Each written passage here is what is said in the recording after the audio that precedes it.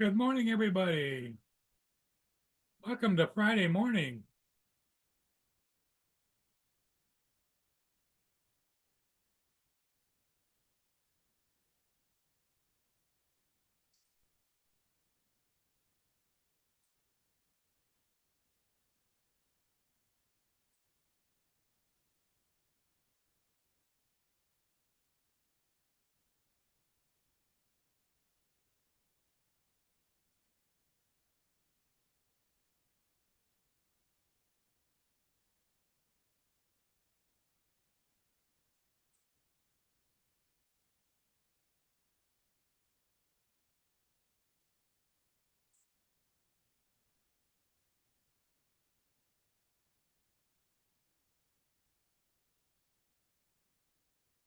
That's it. Jimmy Dean's Breakfast Bowl.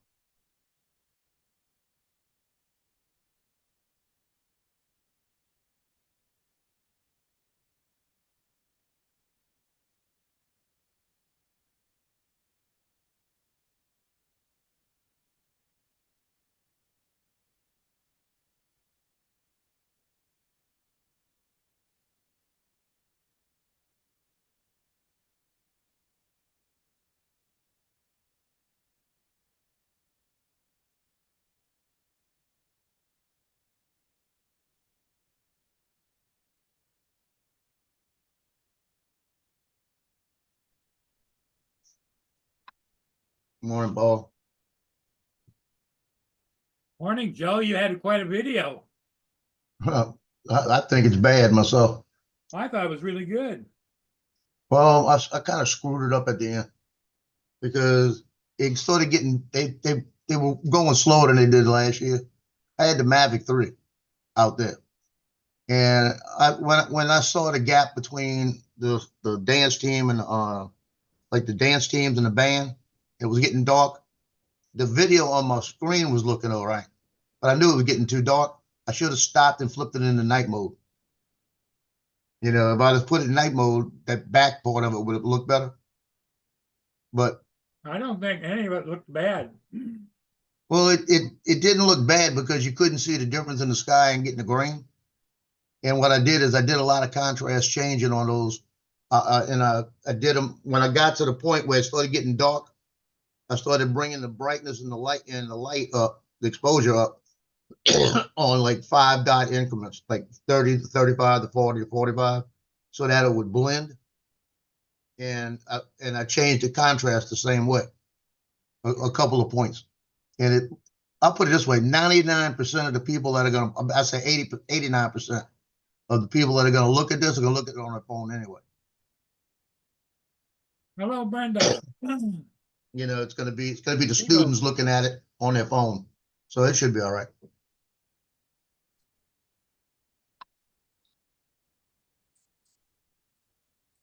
Skyfly. JDS. How you doing?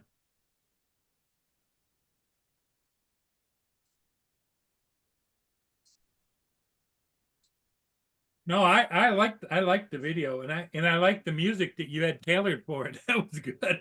Well, that music was a pain in the ass to do. I'll bet.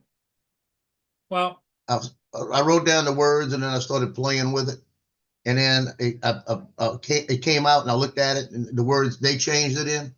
So then I went back and re-added words to it and pulled words out and I put it back in. And then the music, then I had one of the freaking words spelled wrong. So I looked at it and I said, something's wrong here. I looked at it, it was spelled wrong. That's why I kept pronouncing it wrong. well, I thought it was really well done. And I put that in the comments. Thank you. It took me, yeah, I saw the comment.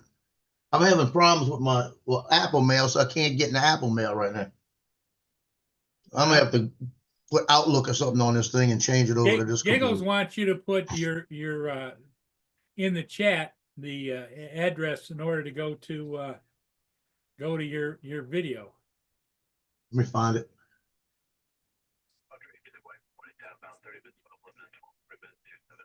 Oh, it's really well done. It's crystal clear.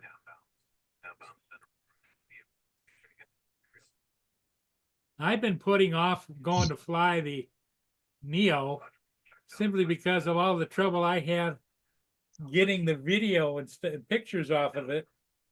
It's got me just kind of scared to death. Got to just figure out how to do it and get it done. Yeah, everybody. Because the wind has been negligible the last couple of days. And I thought about going down and flying it down by the river, doing a ship, you know, but yeah. Well, when I flew it in here, like I told you, I had it in the air for a few minutes, then it went attitude mode. You know, went like that on me, and then I still had it in the air, and I was good with it, and then it wouldn't respond, and that didn't make sense. If it's in attitude mode, I ought to be able to control it. Yeah. You know, and I was trying to control it, but it was picking up speed and everything, trying to move out the way, you know, and that's why I saw you went across. I was trying to bring it up, and it wouldn't go up, and it clipped my chair. And when it clipped the chair, it went rolling across the carpet. And it was funny. Tino's watching it, and so he's doing this. He's going back and forth, and he's watching it. He don't care. And it goes like, and Cleo took off to the back, and Loki's hanging, looking around behind something, watching it. And when it hits the ground and starts rolling, Tina went, watching like that. And then he looked over at him like what the hell was that? You know, like, what you can't fly or what? Well, do you looked at me like, do you think that there's something defective about it? No, I don't think so. Okay. So I can tell you, when I took off, I had 7 satellites, and it was good. I guarantee you, I didn't glance to see, but I bet you I lost those satellites. Yeah. You know, I just got to get satellites. And I've had, like I said, I like when I'm on my desk or over here, I can't get satellites. Once I get in the middle of the room, I could pick up satellites. So I used to have a cable. You've got a history in that location of not being able to get satellites. Yeah. Yeah, that's the only reason I was hesitant in buying in the first place. That makes sense. You know, and I didn't want, that's why I said, if I buy it, it don't work, it's what I want it for. Even the little ones, you know, those little stupid ones. In here, I could fly them around, but I don't like those little ones because they give you, 2 minutes of flight, 3 minutes of flight. Right. So I was hoping that I could get 10 minutes of flight out of this one.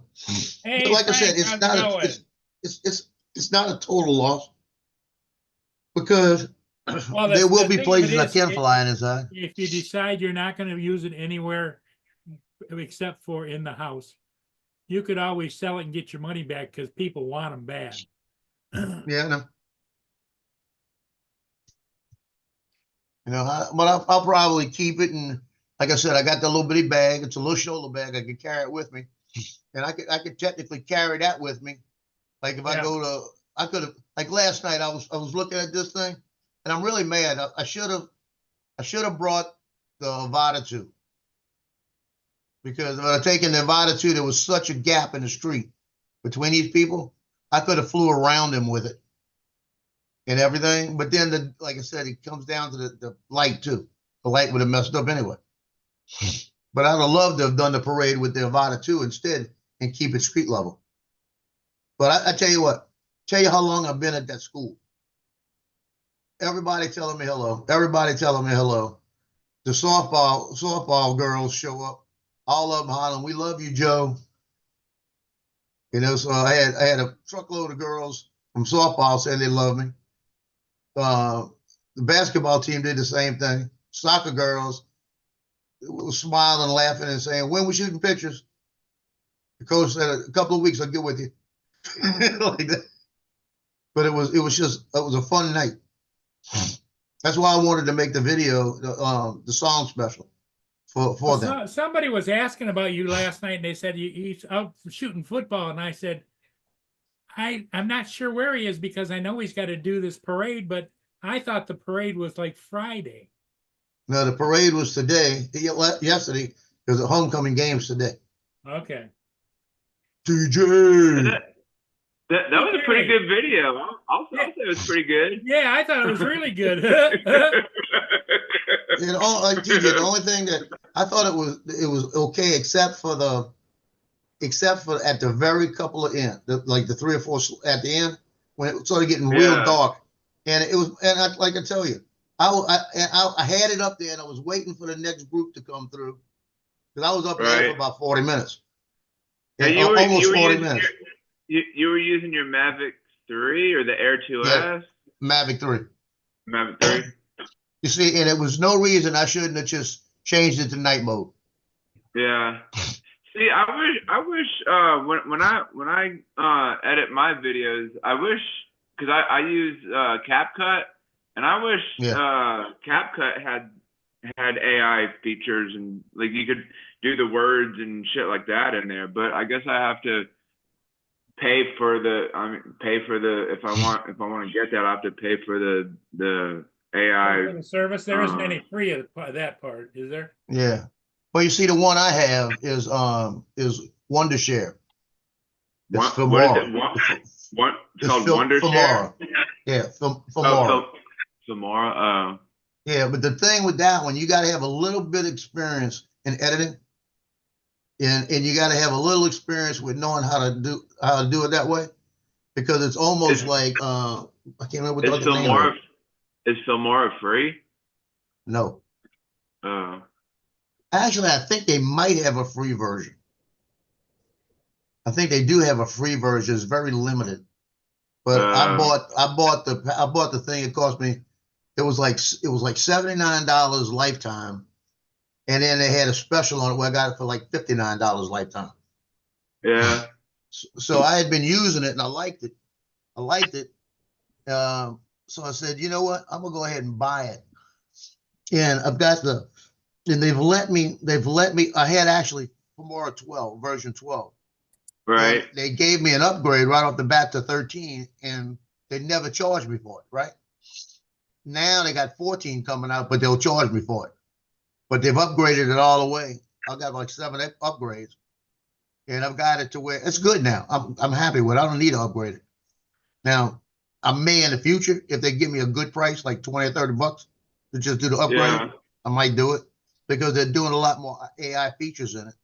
Where I could actually put it in there. It looks at the video and it will give me the music. How much do you pay now for Filmora? Nothing. It's free now because when I paid a one-time fee. It's just a one-time fee, and then it gives you like all of them.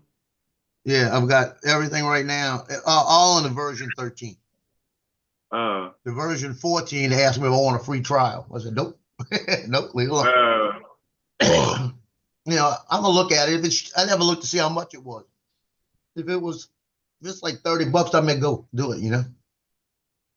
Because a lot of times when you have something like that and you got the version, you already paid for it, they'll upgrade you for like 1/3 the price.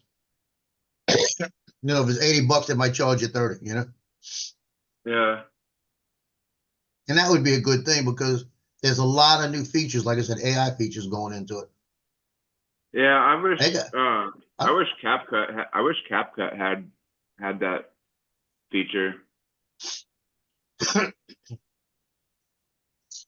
I mean, I like CapCut, but I just wish it had like a thing in there where you could add lyrics and stuff like that. Yeah.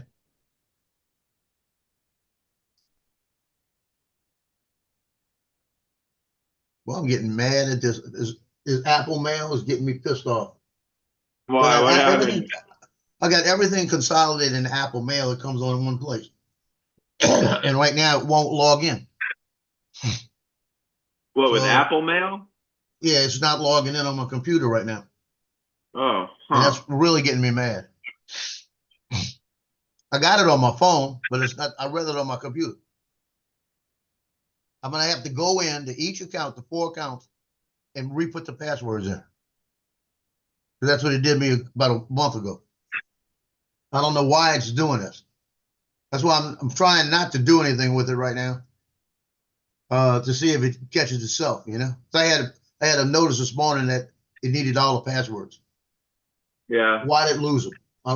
All the passwords are stuck in keychain, so how did it lose them? It don't make sense. I'm gonna have to. I think I can put Outlook on, and I went to put. I don't even Outlook exists anymore. But because I went on my PC, I was gonna put Outlook because it told me go to the Mail app. I went Mail app. It was Outlook. but it won't load.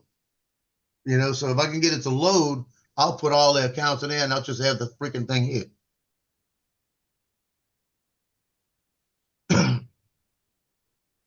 But I got all my folders set up on the Mac so that when it comes up, what it does, and I could actually get my laptop and do that, do all the mail. But I've got it set up to where on the computer, I've got 24 sales. I put everything in a folder so I can go back and look at it if I need it. So I don't lose them. And I keep them on the thing. So it's inconvenience the way they're doing it. Yeah, And tomorrow it may work. It may be them, you know? Yeah. They probably might be doing like an update or something like that, maybe, or something. I don't know. No, they're probably doing a tweak in there and they're not letting me use it on the browser. Yeah. You know, 'cause that's what they do. They'll tweak it a little bit and it won't work with the browser you got. Yeah. You I mean, can't upgrade the browser. I like Apple and all, but sometimes it kind of gets frustrating. Oh, yeah. Yeah. But it's not a big deal. Yeah. Like I said, I got my phone still, and I get it just like this and see how many. Let's see, it's right now. I don't have any new mail coming in, so that could be the other thing. It could be them. Yeah, I did. I had about 6 come in. I just got to make sure I don't have an order coming in that I'm missing. You know.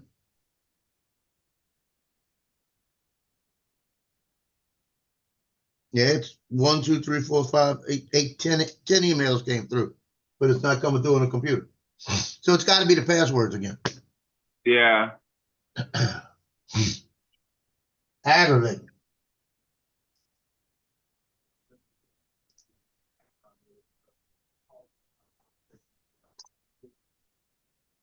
I got 1, 2, 3, 4, 5 accounts on that.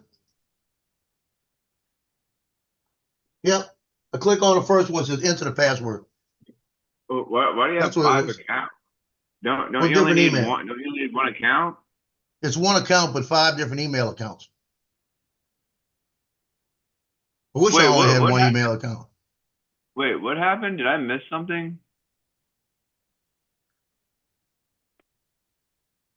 Yeah, it said something you're not responding to me in the chat. I don't know what he's saying. Yeah, I don't know. I said hey to you. I said hey, Brian. I think, or JDS. I said hey. Yeah, Brian said hi to he said that was Joel. I thought it was me twice. Yeah, hey to everybody.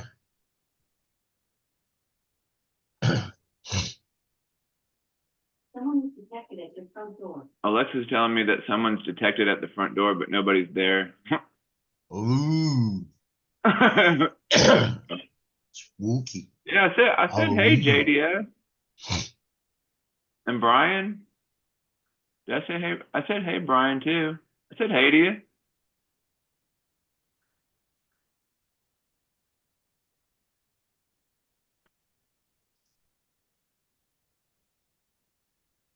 Oh, you gotta be kidding me. Oh, I'll be right back.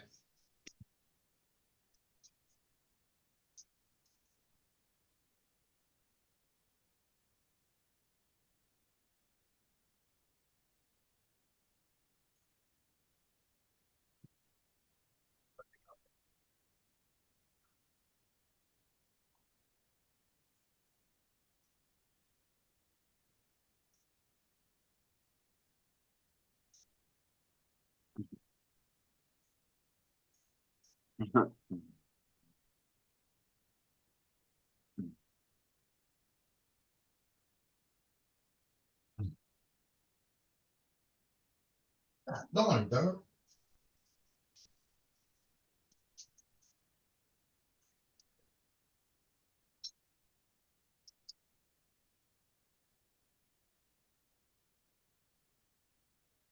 Oh.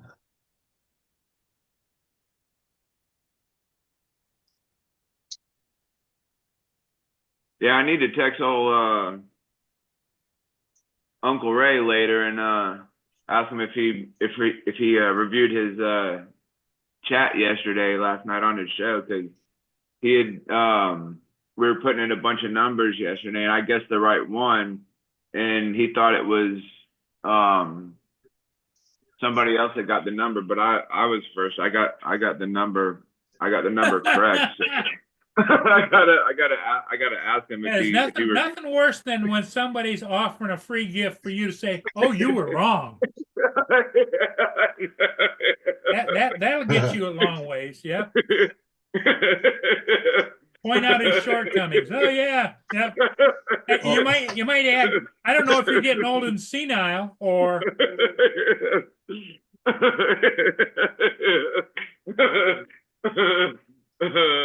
That's funny.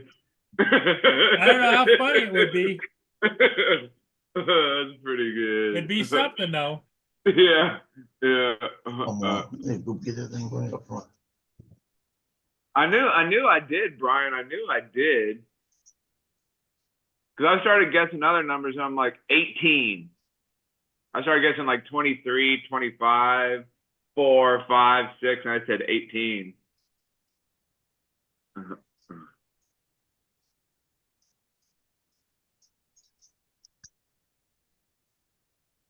And don't feel bad. I was on Captain Ray's show one time, and they had a guy on there, and the guy, he's the one that has like a triple tech that he sells, a big controller like a tablet, and he was giving away a drone. It was like a $400 drone, and I picked the number right off the bat, right? Oh. And I picked the number I was the 10th person. I picked the number, and I went in. I went to pick a second number. He said somebody got it like this, and he came up and he gave it, and he had somebody else, right? Yeah. And I said, hold on a minute, I got it like this, and I sent him a screenshot of the whole thing. Yeah. And Captain Ray said, I'll verify it and we'll make sure who's got it. And he came back and he said the other guy got it first, and I was like 10 ahead of him. Oh. And then I wait, wanted. Did you get it first, or did the other guy? I got it first. I was like 10 people ahead of him. Oh. You know, I showed him a screenshot of it. Then why was I have no idea. Why was he saying the other guy when you got it first? He said he looked at the chat and the other guy got it first. So I don't know why it looked like that on his and it looked like that on mine. I sent him a screenshot. Huh. Yeah, You know, TJ, just pointed out to him that they've made mistakes in the past because Captain Joe got screwed. You can't screw me. Yeah. That happened, and then I wanted that was a drone. I won a drone on Art, and Art sent it to Lambo. Oh Lord. So I've won 2 drones, and they went to different people. Yeah, it's fun.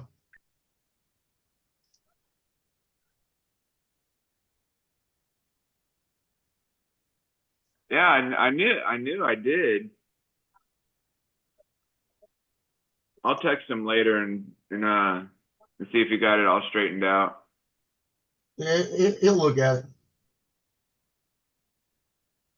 Now I put the passwords in there, TJ, and they're starting to pop, all the mails popping in. Oh, there you go. So you're getting all your mail now. That's stupid shit, man. It's stupid. Yeah, just why does it lose my Why did it lose all the passwords?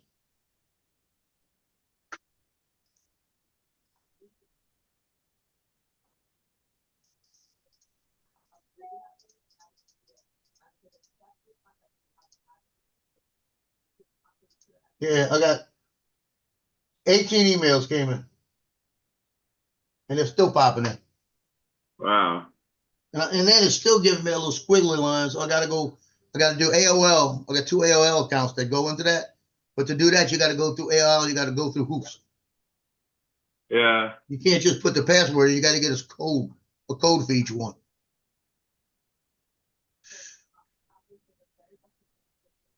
That's crazy. All the AOL accounts are junk mail anyway, so I'll just leave it alone. Yeah, just leave it alone. You'll be all right. Yeah, when there's something I don't want to fool with the people, I'll put it in AOL account. Then when it comes back, I know most of the time it's junk.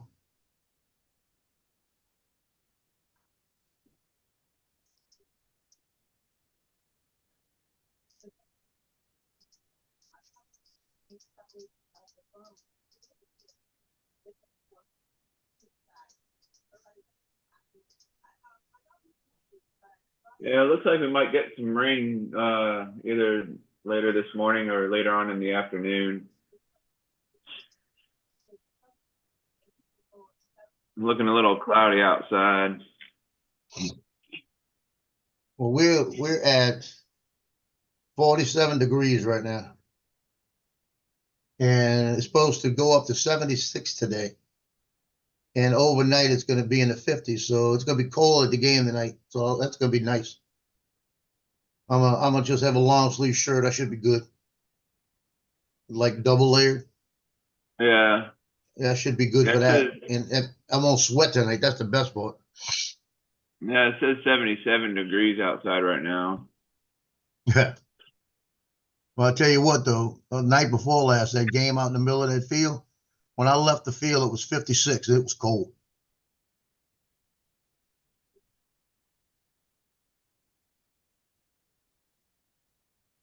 Well, I'll tell you what, I went to the lakefront right before, like it was about 5 o'clock when I got there. And they had a lot of people out there doing their exercise, running. All I'm telling you is there were about 10 women that ran by me. And I need to go out there about 5 o'clock every day and fly a drone. Yeah, there you go. They were like, God darn it. all the And I girls come remember- running. All the girls come running when Joe puts his drone in the air, like, wow, look at that up there. No, I tell you what I need to do is bring my little Pomeranian out there. Oh, there you go. There you Bring that go. little chick magnet. Or bring Cleo out there, that little chick magnet. Yeah. Man, you know what I think you should do is like set you up a little dating profile and then put in there like what your hobbies are and like your I ain't said no animals. shit. And all, Then all you your gotta, animals. then you know what a dating profile is? What? That's an acceptance that you're gonna deal with drama the rest of your life. Uh, hey, you never know. I mean, you could find somebody that doesn't like to deal with drama or whatever. But hey, Paul, Yeah. Paul, yesterday when my ex came over, right? I'm in the back. I got Lily laying in the bed asleep, and I'm hanging out on the edge of the bed, just laying there, right? So when she walks in the door, the dogs went flying up front. I got out of bed and I said, "Come on, Lily, Gigi's here. Gigi's here," like this. And she came through and walked all the way to the back. She says, "I'll get her. Don't wake her up. I'll get her." And she gets in the room, and I look at her, and she's reaching over my bed, leaning on the door, leaning on me, right? And I said, "Well, shoot, after 20 years, I never thought I'd get you back in my bedroom." Wow. She just looked at me and started laughing.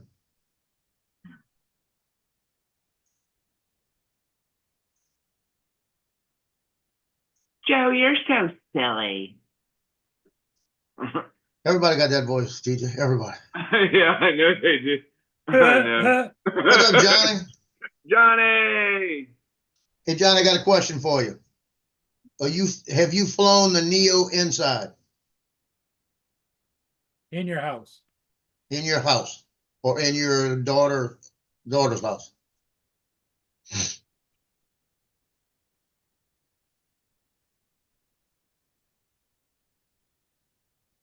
Oh, yeah, because you were having trouble flying yours inside, ain't you? Yeah, I think it's satellite issue. Oh.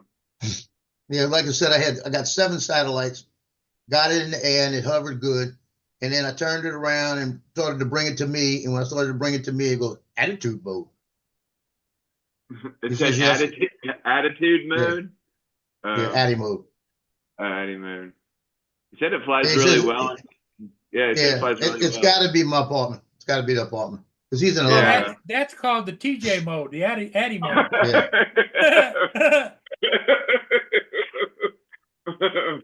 He'll give you some attitude. So Johnny, you getting a lot of satellites inside? Uh, 'Cause I get 7, then I lose them. I think there might be like some, I don't know, like some metal or something inside the Well, walls. Or something. I'm in an apartment, and I got an apartment above me and an apartment under me. Yeah. So I'm thinking it's the what you call it. I'm thinking it's the cement and whatever's reinforcing it. Yeah, the But I- reinforcement. But I put my Mini 3 Pro up and the Air 2 up in here, and never had an issue.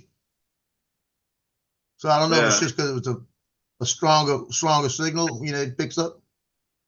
it's going to come down to just being a little small drone, you know. But like I said, it's not a total loss. Yeah, I got when I by my desk, Johnny, I can't get any satellites, but when I bring it over about halfway in the room, I get 7. If I bring it anywhere close back to me, it goes right back to ADI mode. And then I could control it, but then it won't let me control it after a while. Pretty much wipes itself out. Yeah, like I said, the dog looked at me like I was crazy when it went rolling across the floor. He looked at me like, damn, you can't fly.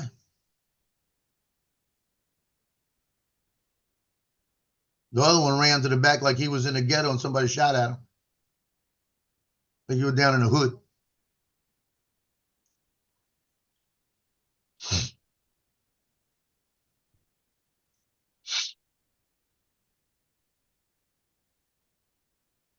But when I tried to fly it just in its autonomous modes, it would take off and then immediate land. Take off, Yeah. immediate land. Man, Then when I think did it's it with such the motion controller, it stayed up for a minute, and do it with the RC2, it stays up a little longer. Yeah, I think you had said that Trying to the get other day. $25 for it. Shoot, you worse than Max. I'm for still his, good with it because it flies good. Like I said, I could carry this thing with me everywhere. is Johnny talking about the motion controller? No, he's trying to buy the whole thing from me for $25. Oh. It cuts grass for them. So Johnny's wanting your Neo as well. Yeah, he's trying to buy mine. You're not like flying the Neo no more? Yeah, I'm flying it. I'm just waiting. They'll probably, I really think that, because like I said, Lon was having problems. I got to find Lon's in an apartment. Because Lon was having problems too with his. And Oh yeah, I think I think he did mention that he was it was having doing the some same issues. thing. He'd take it off and it land. Take it off and it land. But I'm gonna use it for other things. Like I said, I might go out to practice next week and walk around practice and have it follow me around practice. Yeah. Johnny was driving around on his 0 turn and it was following him. Yeah, so that. That's funny. Yeah, it's got its features. Like I said, it'll be good for something. And it wasn't an arm and a leg. It's fun when you just want to fly. And I don't need to have the goggles and anything because I got the motion 2 now. Yeah. I mean, the You got the RC2. controller. Yep. What's I can fly better with the to controller. What's better to fly with? Is it better to fly with your phone or have the goggles on, like FPV, or? Well, it depends upon what you like. Do you like goggles? Yeah, I mean, Do you like putting things up your nose too? You know, it's like I don't know.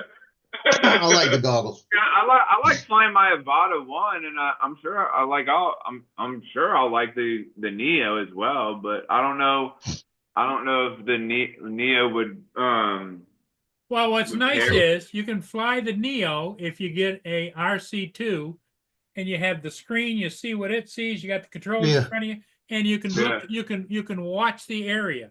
You put the goggles on and you're it. It's like here. Yeah. Like putting a muzzle on a dog. Yeah, but you get used to it. Yeah, the only thing I don't like about the goggles is when I'm sitting out there and I can hear somebody walking around. Oh yeah. And what I usually do is I usually flip the drone around and bring it back towards me so I can see who it is. Yeah, like man, I hope they're not coming up to yell at me or whatever. Like, Yeah. Yeah, I agree, Johnny. Hey, Lance, how you doing? Lance is here to make you an offer. And I like too. flying it with that. Lance is here to make you an offer too. Good morning. Yeah, Yeah, I'll have you $27.50. pay me. I'll have you pay me $100 to take it off your hands. He'll give you 100 to take it off. God darn it. Man, it must be something in the air up there up in that Pacific Northwest. Yeah, my daughter came home last night. We picked her up at midnight. First words out of her mouth, "It's cold up here." So you're still not liking it, huh, Joe? No, I didn't say that. That's just the only thing I don't like about it is the fact that I can't get it to fly inside. Yeah. But And that that's was just kinda got to be your- my place. That's Yeah. the That reason he was- bought it. That was the main reason. Go into a parking garage if you have one and try it there. You guys have like a big parking garage somewhere in town? Nah, I could find something to do it. Yeah. Well, I can fly it at my brother's house. Let's see if it's just the house, you know. There you But go. I'm thinking it's the apartment because above me there's an apartment and below me there's an apartment. And if I was up on the top, I bet you it'd work. You know, Well, because I knock wouldn't on have that anything above me. Knock on that lady's door and say, "Hey, can I fly my drone in your house, in your apartment?" Oh, shoot, not that big old cow upstairs. you You ought to hear. I don't. This girl. She works for Homeland Security, so I won't mess with her. Number one, this girl is a big girl, right? She walks in. She struggles getting up the stairs. It just looks like because she's always carrying all kind of stuff up there, so she got to make 2 or 3 trips to go to the third floor because she can't bring it all up at once. So then she comes. Hey, that's a good. That might work. You should fly it in acro. That might be a thing. So I fly it in acro, so I got full manual on it, and I won't have to worry about all that other crap. She gets Well, upstairs. what you can do, Joe, is go up there and test your drone. If it No. works, you could say to her, "How would you like to trade apartments?" No, I won't. I'm not walking up 3 flights of stairs. You know, up 2 is enough. This one flight I got to come up is enough for me. But like I'm saying, she gets upstairs, and then it's like she runs. Everything she does, she's running up there. It's like do do do do do do do do do do do do do do do, like God darn it. That's where you get your exercise, or what? You ought to hear her upstairs. Joe Yeah. said probably too many radio Wi-Fi signals. That could be because if I pull up what you call it, the Wi-Fi network, it's got like 20 of them to show up. Yeah, because everybody in that building's all running cell phones and everything else. Yeah, it could be. Just tell ask everybody like, hey, can you please turn your Wi-Fi off so I can fly my drone? But this is the deal. I can fly it. I can take it with me in a bag. If I don't want to say I'm going somewhere and I don't know if I'm gonna fly a drone, and I don't want to carry the case with a bigger drone, I can carry this little thing in a little pouch, and bring it with me. And then if I want to fly it, I could fly it. I have 3 batteries to fly it. The video's not that bad. It's good. It's good enough for YouTube, So I'll have a drone with me, and I'm not gonna be in this apartment more than another year. So the next place is gonna be a house. So it's like, then I should be good, Yeah. So it's all right. I'll be good. Okay. It's not like it was 1,500 either, So I'll take it from you. You can pay me 50 then. Not 300. Well, shoot, Johnny's trying to give me 25. I'd be in a plus there. I won't be in a minus that for. You know what I mean? How many Neos did Johnny buy? 5, 6? I think he bought a dozen. There you go. So, Gonna give them away on his show, I'm sure. No, I think he Aren't got you, them for Johnny? each one of his grandkids. Yeah. He's got that many grandkids. Good for him. I don't know if he's got a dozen. I know he's got probably about 6 maybe.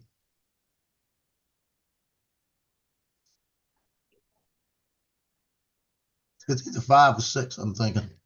Yeah, they look like fun. I might pick one up, but I don't know yet. Yeah, it's like you don't want to grab the Mavic 3 and bring it up.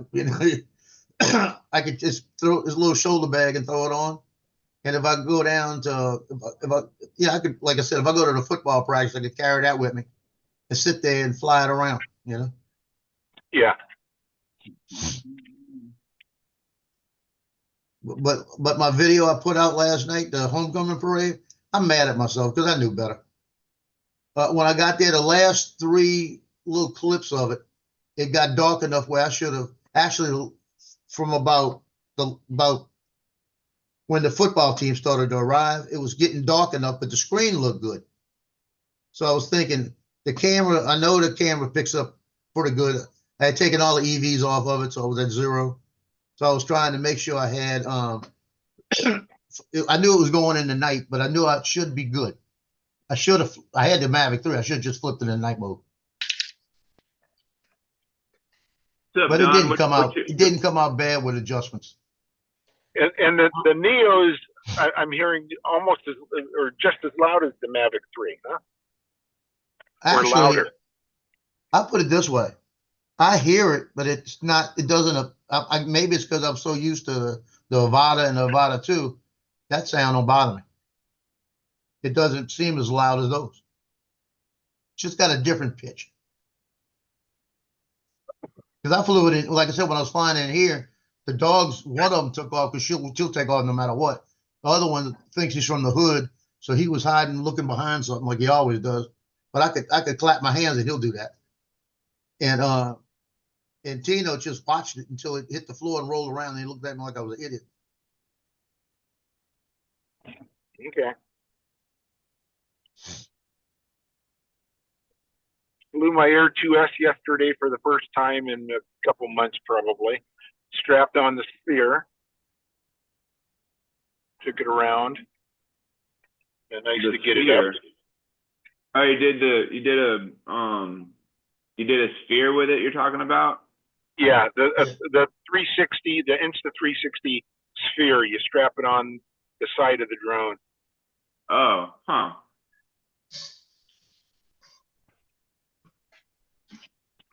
I thought that was like one of the features you did on it, like one of the dronies or whatever that you did. Because I know, like when you hit, when you're in camera mode or whatever, you there's like different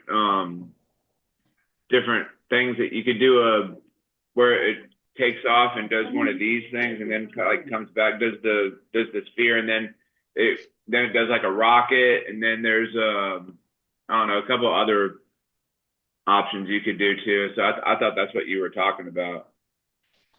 Yeah, no, this is an actual video that, well, those are videos too, but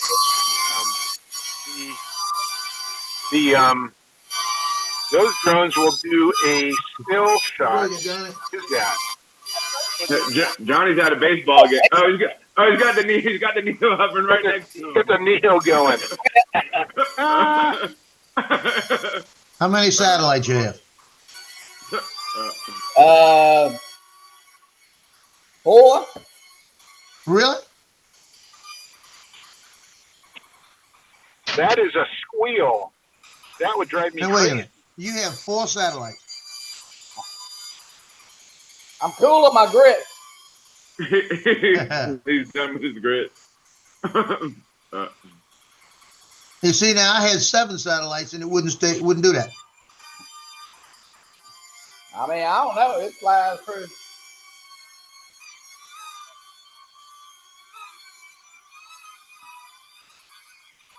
Now you see, Lon was having the same problem. So I'm wondering if it's a bad batch.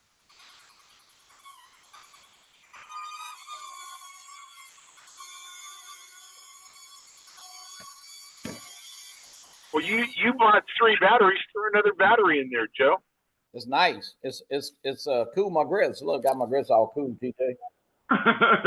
Do you put cinnamon, or not cinnamon, but do you put brown sugar in your grit? No. No. You didn't change any settings or anything, right? No. I mean, even without the satellites, it's pretty steady. It's not going to go anywhere, I don't think. Well, mine without the satellites did whatever it wanted to do. With 7 satellites, it came up and it was hovering, and I brought it back towards, bringing it back like you were doing just now, and it got close to me and it went attitude mode. See, man, I don't know. Well, now it's got 7, just sitting here, bouncing around a little bit. Yeah, the most I got was, I think 8, popped to 8 and went back to 7. I'm gonna keep playing with it. I don't feel like playing with it yet. I'll play with it. Because that's what I wanted for. I wanted so when my granddaughter see I could fly it around, and get her interested. Yeah.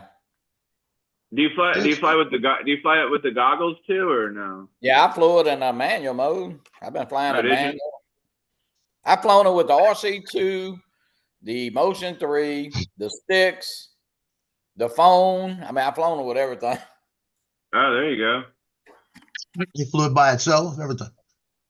Yep. Yeah, by itself. Yeah, follow me cutting grass on a lawnmower. Yeah, I did the follow me Right. mode, and and as soon as it took off, right? As soon as it took off in here, I was standing right out there next to it. It backed up a little bit, and it said attitude, and went right down. Landed. You know, it's like maybe it's just too dark in here. Yeah, I mean, it's pretty bright in here, but I went all the way back in the bedroom and ain't got no lights on back there. Yeah, and see, who I don't know, it was John Like Flynn granted. or it was Mike. He flew it in a dark room. He said it worked. So it's something in here doing it. It's your attitude. It keeps telling you, It could be. I ain't flying. You got an attitude. Morning, Don. That's what I say, Don. Hey, Joe's talking smart to the drone. Yeah, I'm gonna fly it through the tugboat. Yeah, okay. Hey, Johnny, are you gonna? Oh, never mind. You got it. You had some grit like on the bottom of your lip, right? No, that's that little hair thing he's got on his chin. No, it was TJ. Grits is plural. You can't have just one. Yeah. It was a grit. One grit. One grit. One So, grit. so Joe, get some ground footage of you flying through the tugboat. I want to see it. Yeah, okay. I'll do it just for you. Have one grit. Hey, Lance, he gonna get some inverted footage of the drone upside down, shoot the top of that. Perfect. He's gonna. That's I'm gonna put it in easy acro. Yeah, maybe Johnny will follow you through. Do a follow the leader. Oh, Johnny's gonna follow you through the tugboat. Okay. Yeah, I'm gonna put it in easy acro, and as I go into it, I'm gonna do that 180 slide and slide backwards out of it. See, that's what I wanted to do with the Avata too. I wanted to go through it, and as I was getting ready to come out the other side, I wanted to do that 180 slide so it would flip around and fly backwards out of it. Yeah, but the Neo doesn't do that though, correct? Neo does that. Oh, it does. It does He acro. does all the tricks. It has the easy acro my. too if you have the goggles and the motion controller. Okay. Whoa. Oh, the motion, yeah, the motion controller. Sold. Okay, I'll buy your Joe. I'll take yours. Send me take my money. 25 in the drone. just take my money. Yeah, you got the easy acro with it too. Okay. Yeah. I did not Does know. Lance, Lance got the he's got one? He's got the Avata too. No, he's got the Avata too. Neo yet. Lance, I have to admit, I was wrong. It's a lot of fun. It really is. Yeah. I the mean, more videos I'm watching, the more fun it looks. I mean, it's not outside and acro. It's not great. I'm not gonna lie to you, but you know what? You don't really have to do that, and you can. I mean, Matt, my son-in-law, flew it. It was real calm late. I don't know, maybe Thursday afternoon or Wednesday afternoon. I think it was Wednesday afternoon because when I flew it, when I first got it, it was kind of windy and it was pushing around a little bit. But late that afternoon, he actually did a few flips and all, but it's not made for that, you know. Yeah. Yeah, Wednesday I went outside Wednesday and flew, and it was real windy. Yeah, it was windy when I first opened the box and I took it out and I was trying to get it bound, but I put it through the test. I mean, like I said, I did it in the goggles. I did it with the Motion 3. I did it with the RC2. I flew with it actually flies pretty damn good with the phone. I'm kind of impressed how it flies with the phone. Yeah, because you could just like put it right in your pocket and it would still like follow you all over the place. Yeah. Yeah, and you don't need the phone for that. Yeah, you you just set it up you in can follow set it mode and just right off the palm of your hand. You don't even need a controller. It's like a mini Avata too. Yeah. That's what it is. Joe, So here's my question. So here's my question on the Neo. I want to take an hour walk and I want it to follow me, or I want it to, I get out 30 minutes and it's going to want to return to home. Is there an option to say land where you are, kind of like Well, the if other you route? if you stop walking, it's gonna stop, and then you put your hand on it and catch it and swap the batteries. Yeah, because you're only gonna get about 10 minutes, Okay. maybe 11. Yeah, if you keep walking, now I don't really know. To me, yeah, it would. I Well, guess depends upon the weather. If it's windy, it's gonna use a lot more battery, right? Right. If you're flying with your phone, you don't have a return to home feature. If you're flying with the Motion 3 and the RC2, you do have a return to home feature. Yeah. You But know, I mean, if you just- with the phone, it's going to land wherever it's at. So if you're flying over a swimming pool or over some water, and that sucker decides it's done, it's done. you It's know? Yeah, landing. but you Yeah. want the phone because you can get the voice recorder off the phone, so that's pretty neat. Yeah. And what's Hey. the voice recorder? Just recording you? Your as phone, yeah, the cell phone. Okay. That's right onto the video, right? Yeah, Yeah. So you But it's like having a mic. Cords You right from your talk. phone to the video. but it's knocking the You're drone narrating. noise out. It's taking the drone noise out. Oh, Oh, it is? Yeah, yeah. My gosh, this thing's worth $1 million. It's a smart little bugger. Toy is the second best drone ever. Yeah. Yeah, the It's like Viking is having. best. It would be almost like having a mute button on TJ. Like you just press a button. Take out the giggles. Yeah, why? That's Okay. funny. Super moon. Oh, TJ. Hey, you know what I missed? You know what I missed last night? Last night I was at that parade, shooting that parade. Right at sunset, the comet went over, and everybody was telling me they saw it, and I didn't even look up. Really? Yeah, it was going towards they had Venus. You could see Venus, and they said it lasted for about maybe 2 minutes. Went right across, had a long tail on it and everything, and was gone. Was y'all over here last night for the game? No, it was what you call it, the homecoming parade on the lakefront. Right. No, I'm talking about they had a game here last night. I don't know. No, I was tonight. Joe, you can go back out tonight and get the comment. I'm gonna be at the stadium tonight. I'm gonna look for it about the same time. Is it still in the West? Still, a couple more Yeah, days. right after sunset. Or right. Yeah. I use Ajax myself. I don't use the Comet. Comet's not as good as Ajax. Comment. It TJ makes your showing. teeth turn green. What are you talking Comet. about? It tastes like Listerine. Comet. It makes you vomit. So drink some Comet and vomit today. Today, yeah. It makes your pee turn green. Comment. Oh my God. What you eating over there, Don? Oatmeal. Oh, okay. I had grits. Did yeah. you put some strawberries in there, or just some I put- cinnamon, or? My wife brought home some almond honey. Hey, And I put almond honey in there, just a little bit hey, of almond Don, you got to try this. This shit is hot. honey. I've had it. The What you Scorpion? think? A little vinegary, but pretty good. It's pretty damn hot, though. I'll tell you that. Johnny, you have not seen what I've got in my kitchen. It's kind of thick, though. It doesn't come out like as good as. Yeah, it's not quite as liquid as regular Tabasco, but Okay, so I've got. yeah, I thought it was a little vinegary, but it does grab you. Yeah. Oh yeah. I put It grabs you by the poo poo. I put a little bit more on my omelet than I probably thought I did. It was. Yeah, I had the I'm fire. gonna have to go to Rouse's and pick Here you up go, the mine. Johnny. 99 cents. It's on 99 Those are cents. lemon drop peppers and ghost peppers that I am Oh, fermenting shit. for my own sauce. Yeah. And It's all- I've been fermented. That's gonna hurt us. That Yeah, brine That's gonna makes hurt his the feelings. throat good. That's gonna hurt coming out. Yeah, Don, it's gonna hurt your That's feelings. okay. His wife bought him a silk butt plug. Joe, if I was you, Joe, you need to get a new shirt to get rid of that Saint shit. Oh, I only sleep in it. This is my sleeping shirt. One of my sleeping shirts. That's about all that some bitch is good for. It's good for that. And I tell you what, Wiping your ass, maybe. But, they are freaking pitiful. I tell you what, oh, they were terrible last night. Lance is New back in the Orleans car. sucks.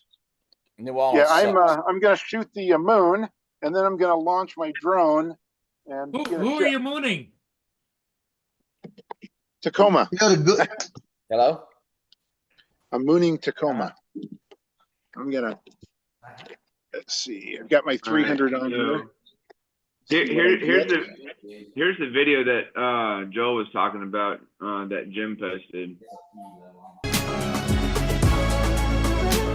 Here, wait, start it over.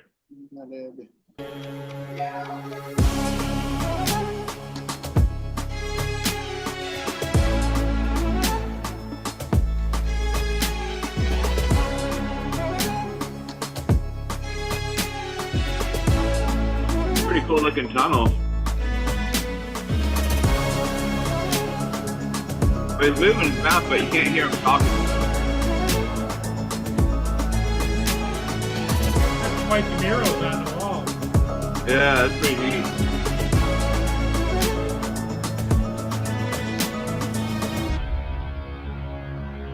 Why can't we hear him talking? I have no idea why.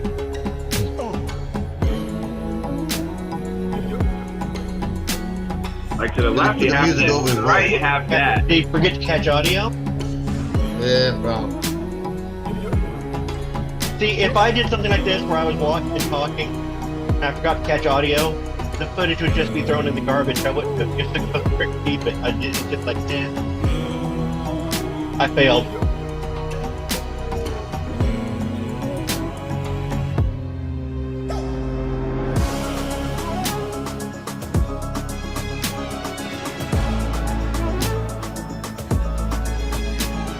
I thought he was gonna ride the scooter through the thing.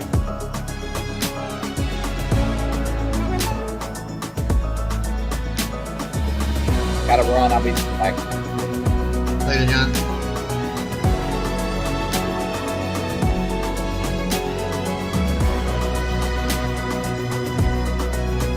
Yeah, that's enough of that. Yeah. Yeah, that's a good video, but you can't hear him talking though, is the thing. Music's too loud. Yeah. He probably like recorded himself talking, but then like did the music over his. Who knows? Yeah. Or he wasn't recording audio. Thought he was. And got back and decided to salvage the footage. Yeah. That sounds like something TJ'd do. Oh, I thought I had audio. I thought I hit audio. That's funny. No, I'd make sure I'd hit the audio button or whatever. Just regular talk without music.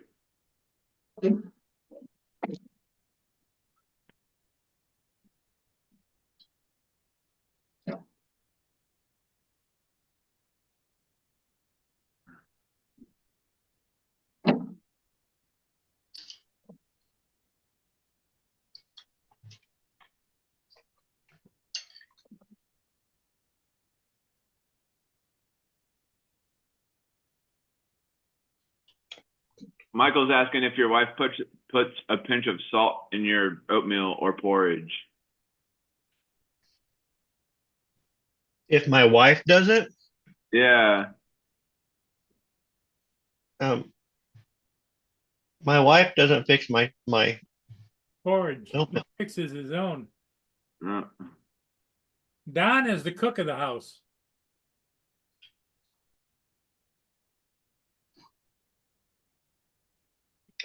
And he's complaining because my camera is struggling with the light. That's because I'm on the iPad.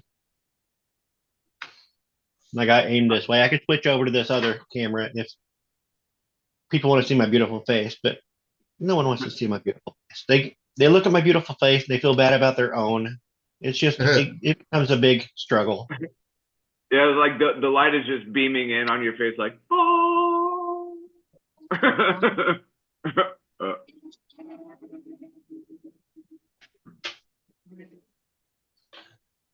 Here I am. Oh.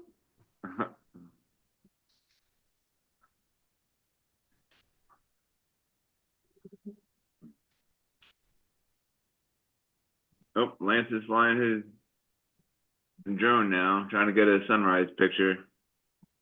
Let's shoot the moon. Shooting the moon. Yeah, that's what he said.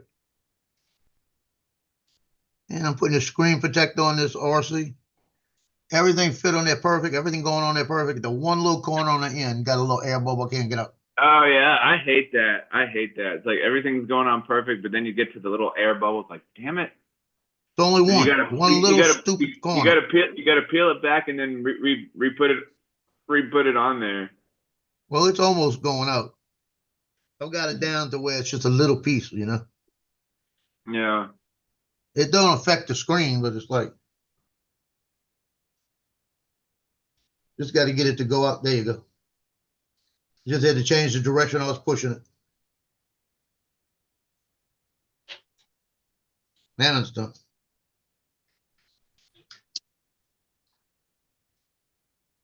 Yes, Michael. Tabasco does use fermentation for making its sauce, but they do add vinegar for shelf stabilization.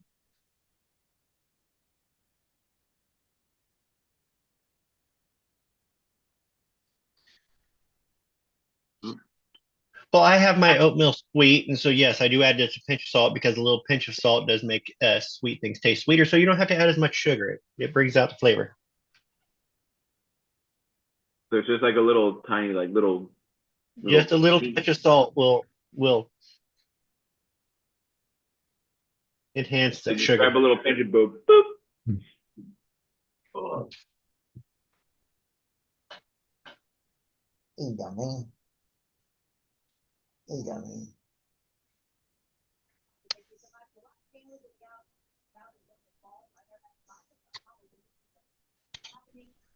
Yeah, Loki must love it here. He's laying down next to me on the floor. I said, "Hey, man," I reached down to pet him. He just rolled over from me to rubber stomp. Hey man. He goes, uh, just rubber stomp. Hey, man. Okay, I have okay. some. Oh, there's two Dons on here. Oh my God, which one's the real one? Can you hear me? Can you guys hear me? Yeah. Can you hear me? So there's a guy getting in the water here. It is 50 degrees. And he's like, He's going for a morning dip. crazy. He's, Yeah, get good video of that when that shark gets him. yeah. You see a big Chomp. orca. They're gonna have an orca come through and grab him. What's he doing in the water? He's a homeless guy. He had to go to the bathroom. You see him? You guys see him? You guys see him? Yeah. Yeah. What's he doing? He's just He's just you know, standing there, probably going to the meditating. bathroom. meditating. Who knows, right? Kind of cool, bro. Oh, Yeah, he's just yeah, standing there. yeah. Okay. He had to go to the bathroom. He came up and said hi and he got in. Oh no, suicide. Just kidding. That's what I was thinking. Should I do it? Should I do it? My life isn't worth living for anymore. Okay, Paul, I'm doing a tip. Well, I've seen guys go out early in the morning if they're metal detecting in the water, but usually that's on a beach where people are swimming and. That's I'm sure he's doing it because he's built like a brick shit house, so he's probably doing it for health reasons.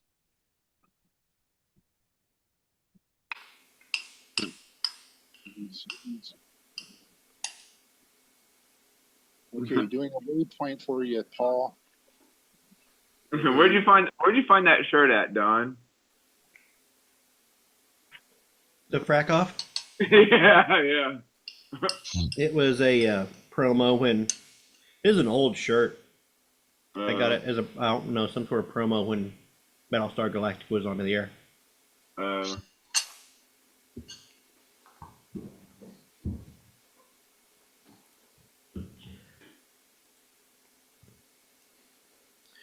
Toolcat, I'm not just an American. I'm an international man of mystery. He's like Austin Powers. Jason! Attention on deck. Jason's here. I gotta go. What up? See you, Don. Have a great weekend. Outstanding. So, do any of you other guys do a cold water dip? No, No, I don't think I have. But Jason, why did the the farmer guy there is. why did the farmer get an award? To get to the other side. No, he was Yeah. outstanding in his field. How about that? Well done. That's a good one. That was pretty good, did it? That's awesome. I like that. Did you make that up? No, I think I heard that somewhere, and it just stuck in my mind. So I was like, you know, you said outstanding, and it just reminded me of that joke. So I thought I'd just throw it out there. Outstanding. Well done. That's cool. Yeah, 50-degree water is cold. I'm assuming Fahrenheit also still. It's still cold. Mm-hmm.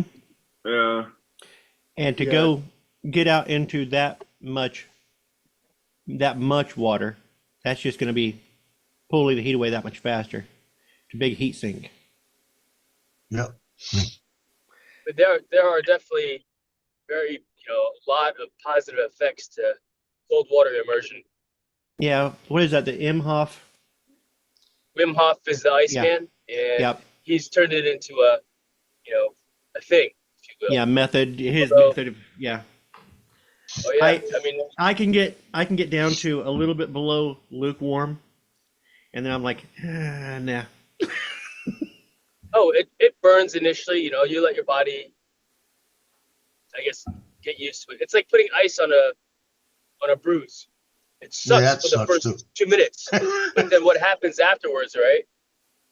Your body just adapts to it, and you don't feel that. It numbs up, and you're like, all right, cool. You can hang it, let it sit there for 20 minutes. He's coming out. He changed his mind. Like, He's yeah, done, yeah. forget this. I'm starting to get hypothermia. In 50-degree water, you won't get hypothermia. You probably, there's tables for that actually. Like, Oh yeah. there's tables for that. I mean, you can only stay in the water for so long. But yeah, hypothermia won't set in for a while at 50 degrees. Michael, that's not a Freddy Krueger hat. It's a different type of hat. Freddy Krueger wore a fedora. No, I don't think he wore a fedora. It was like Freddy it Krueger was- wore a fedora. Yeah, I think it was a fedora as well. Google it, Yeah. TJ. Oh, I thought it was like a smaller cowboy hat version kind of deal. You got priced up these heat to do it too, boy. Way to go, buddy. You're awesome. According to the novelization that I read in high school, when the movie first came out, I read the novelization, and it was a greasy fedora. But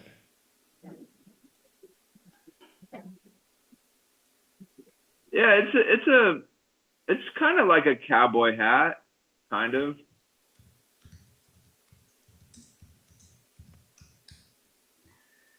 All right then. the hat that Freddy Krueger wears in the Nightmare on Elm Street film series is basically just a worn-out fedora. Oh, Yep, fedora. huh. Dang, you got a good eye there, Don.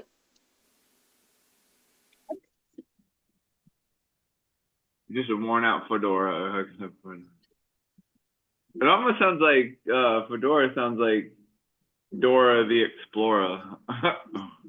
Well, the only reason was because I read that when the movie first came out. What was that, 84, 85, something like that?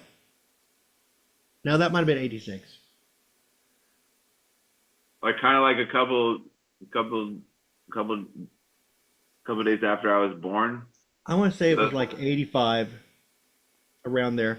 But anyway, I'd never heard of a fedora, or if I'd heard about it, I didn't really recognize it as a hat until I read the Yeah. novelization and it said he wore a fedora. I'm like, okay, that's a fedora. Oh yeah, a worn out one.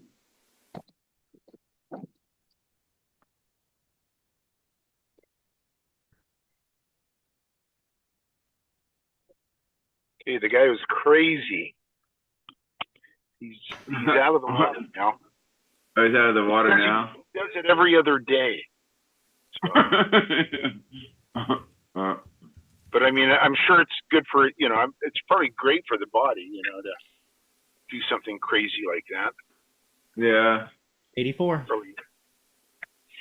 Not me down the street. 84. Yeah, because I was born in '83, so it must have just came out like right after I was born. 83. That was the year I met my wife. I remembered I was in high school, and it was before I was able to drive, so it was before I was 16.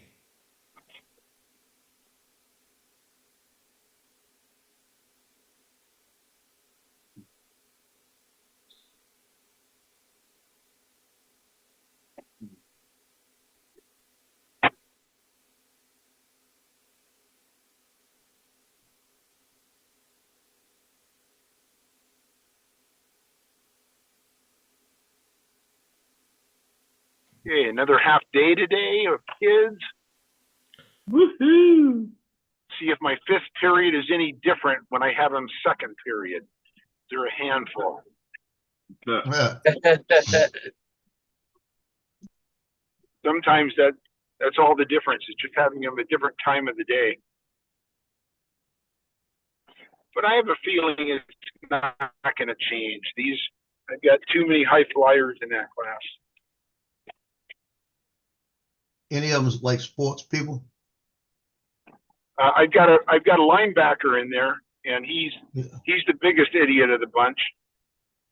School just started. Why are you taking half days?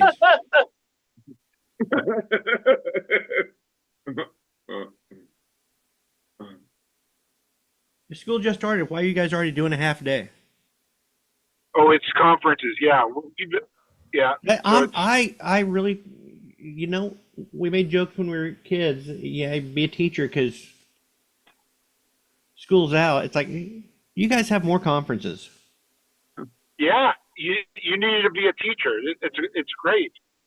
I'm glad I had to suffer through a bunch of shit, but boy,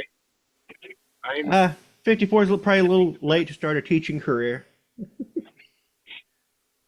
I wouldn't do it again. I would not recommend the way education is today. I would not recommend it. I'm glad I'm at the tail end. When my high school kids tell me they're going to be teachers, I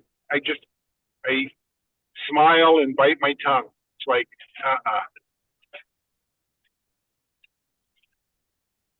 Better man than me. I'd have said no. You'd have to deal with people like y'all. Somebody's got to do it.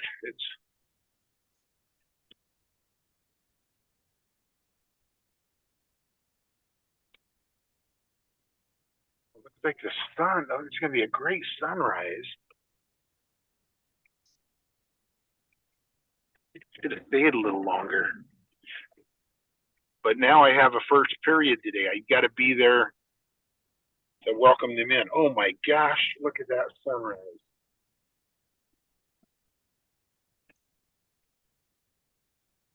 You guys want to see the sunrise? Go to Space Needle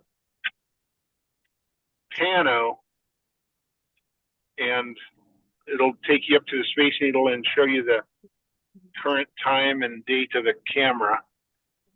Show you the sunrise here in Seattle.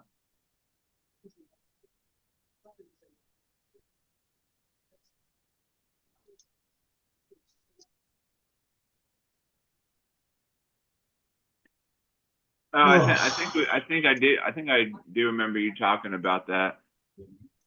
Oh my, look at that sunrise.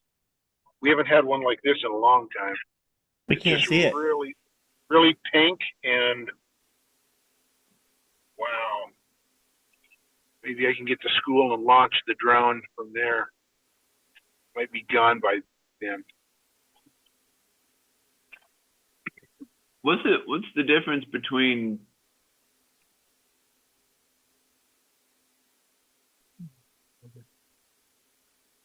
I guess like what Michael was talking about in what you're saying, Don. Like, I guess he used an incorrect word. I guess. He said there was less air molecules, and the correct word would be fewer air molecules, because molecules would be countable items. They're discrete items. If it's uncountable, then you can use less. So like you have less water, but you have fewer water drops. Oh, gotcha. Molecules. That's kind of a funny word. Molecule. Like limit. Road. Yeah. Road. Morning, Gray. Good morning. Hey, what's up? That's funny. I was supposed to go fly today, but we got the Santa Ana winds blowing for the next 24 hours. So I'm going to push off all my work this weekend till another day. I mean, not another day, but I'll do my mapping jobs tomorrow, and then I got 2 solar jobs to do. I'll push those off to Sunday. So I decided to sit home here and break out some other gear. I think Don will be interested. I don't know if you can see it, Don. Let me see if I can move the camera a little bit here. Not wrong way. I don't see a thing. I know. You don't see that. Dre, are you new at this? Well, the thing is here, the camera's tracking me. I got to turn the track off so the camera will move. There you go. I broke out my slide pod, and I'm doing a little impromptu video work, and getting the labels and logos on the new amplifier I just bought. So that's You're what at I'm home doing today. You're at home today. It's the weekday. You need to be at work. No. This is my Friday off. Okay. That's why I like those 980s. You know, I got every other Friday off. All right. Hey, Dre's in a polo. I had to go out dressing this morning. And your wife takes advantage of that. Thanks. Have a great day. I'm gonna get into the office. I'll see you later. Okay, Yeah. we'll see you. Bye, Hey, Jason. Yeah. So OMG. right now I'm waiting for the slide pod to charge, because that's one thing I never liked about it, is that it's a USB charging port, but it won't hold the charge. You know, it'll charge up and then you'll use it, and then if you put it away, it slowly trickles off. So that's one like, thing- does the slide pod, does it have a holder for your phone? It just kind of moves back and forth. Yeah, it has a ball head that you can put on it, and right now I have my Pocket 3 on it right now, and but it does. You can if you have a holder for your phone, you can put it on there, or like right now I got 2 ball heads connecting the Pocket 3 on it, and go from there. Oh, that's cool. So I'll do a little video. I guess I'll do a sound demo video, audio thing, and So Don, Yes, the hat that Dre has, that's more like a Freddy Krueger hat, right? Those are headphones. No, the hat that the hat that's sitting on top of his looks like a speaker or something. It looks closer. That's a fedora. it's a fedora. Yeah, that looks closer to Freddy Krueger. His Yeah. was brown and crumpled and greasy, but yeah. Yeah, I have a brown one, but it's not chrome and greasy. No, there's no way you'd keep a Freddy Krueger hat. Yeah. But yeah, Oh. that's one of my fedora. I think I have about 4 of them. It was like, I see. I didn't even notice there was a hat back there, TJ. Yeah, it's actually Yeah, like, two. I always white like one- when somebody comes on the panel, or if I'm watching TV, I always like to see like what's going on in the background or whatever. Like, oh, see that? Yeah. But actually, the black one is sitting on top of a white one, which is more like a Panama Jack style, because it's more the brim is more loose. Mhm. and Yeah. stuff.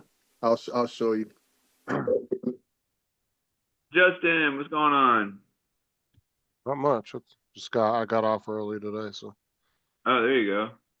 How many of your coworkers have you thrown up against the back seat Oh, yeah. of the bus? None of them are that hot, so. He's styling and profiling in that hat. Look at Mhm. him. Yeah, so you got that black hat. Yeah, and then we with a put up nice the- stiff brim and that one has a little more. That you're walking, you're drinking, you're Yeah. walking down. Smoking a cigar. You're, you're either walking down some boardwalk somewhere, or you've kicked your shoes off and you're down on the beach by the surf. Right. Uh,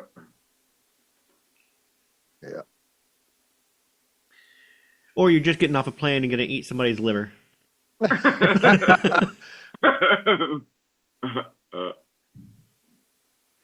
That's funny. Yeah, Cool Cat. That's a slide pod. Oh, what is a slide pod? It's a slider that's also a monopod. It's made by what is it, Moza? They have it. It's a nice little tool to have. Very, very interesting. It'll allow you to do some shots, especially if you're doing like product reviews or something like that. It can come in real handy when you're doing stuff like that. And that has a mount for your tripod, like midway, so you can use it as a mini jib. Right. Yeah. There's a mount actually on the, I would say, upper end.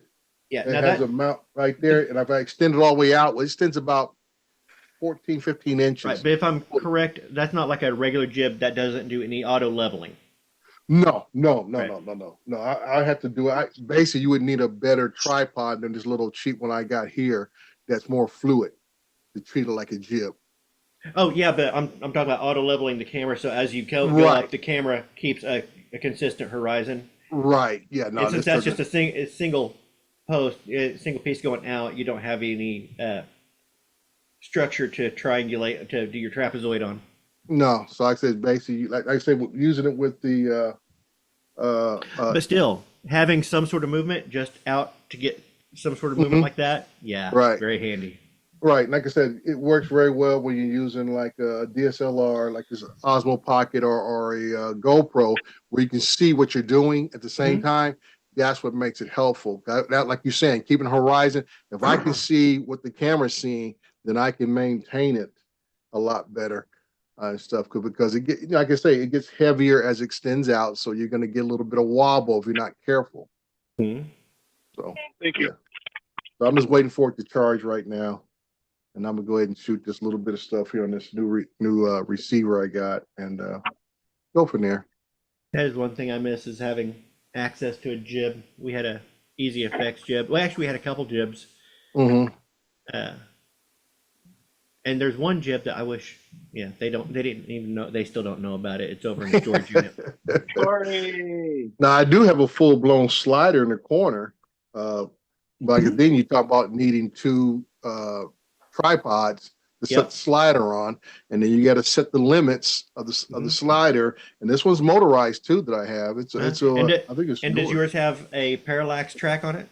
Yeah, this one has a parallax track.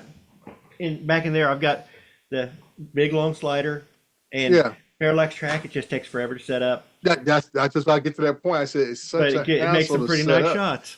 Yeah, like I say, if you're in a studio and this is what you're used to using all the time, but like I say, it's something that you don't want to take out in the field with you. All like this. That's why I got the slide pod. The slide pod is something I can take out in the field. And, I've got the battery pack for it. I can take it out in the field if I want to. It just takes a bit to set up. Right. But like it's like on the slide pod, the end of it, it has a stand that I can make it vertical, so I can do a vertical, come up, come down shot, all that kind of good stuff. So you could put that straight up and just kind of treat it as a mini jib shot. Yes. Like going vertical. Yeah, I can do vertical or even put it at a slight angle in like a jib shot and come up at an angle. Or you can treat it and use it, turn it this way, and do a push with it. Yeah. Right. Yeah, that's what I'm gonna do next. Once I do this, I'm gonna reset up, and then I'm gonna do a push in and a pull out. Yeah, I never had one of those. What's the weight limit on those? I think they can handle up to, I want to say 10 pounds. Okay, so like Sony A7, little like a DSLR would. Right, DSLR. Right. It works with DSLR. That's what they advertise it for, is working with DSLR. If you look on eBay, they got a bunch of. So they were really popular about 3-4 years ago. So I was just looking at one today, and the prices have come down a little bit. I think you can get the one I have for under $200. It was 300 and something. The Pro model was like 500, and going from there. You're spelling it wrong, Cool Cat. The slide, SLYPOD. Not unusual Slide for the pod. British. But I wouldn't expect anything else of somebody who would say less air molecules.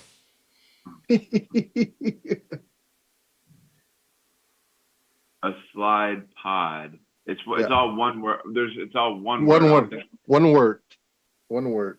Yeah, I put a link in the chat. So Yeah. And like I said, I got the remote control to it.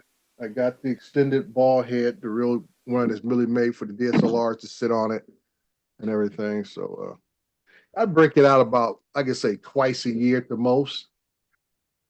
You know, it's just one of them things that yeah, you thought you were gonna like, oh, this is gonna be awesome. I'm taking this out every time I go anywhere. You know, I get all kind of great No. drone shots, and it sits underneath the table. yeah, $500 corner. is an expensive piece of kit that you're not going to be using. Yeah. Well, that's for the Pro. I have the SlidePod E, which is right around. It was originally about $250, about half of the Pro one.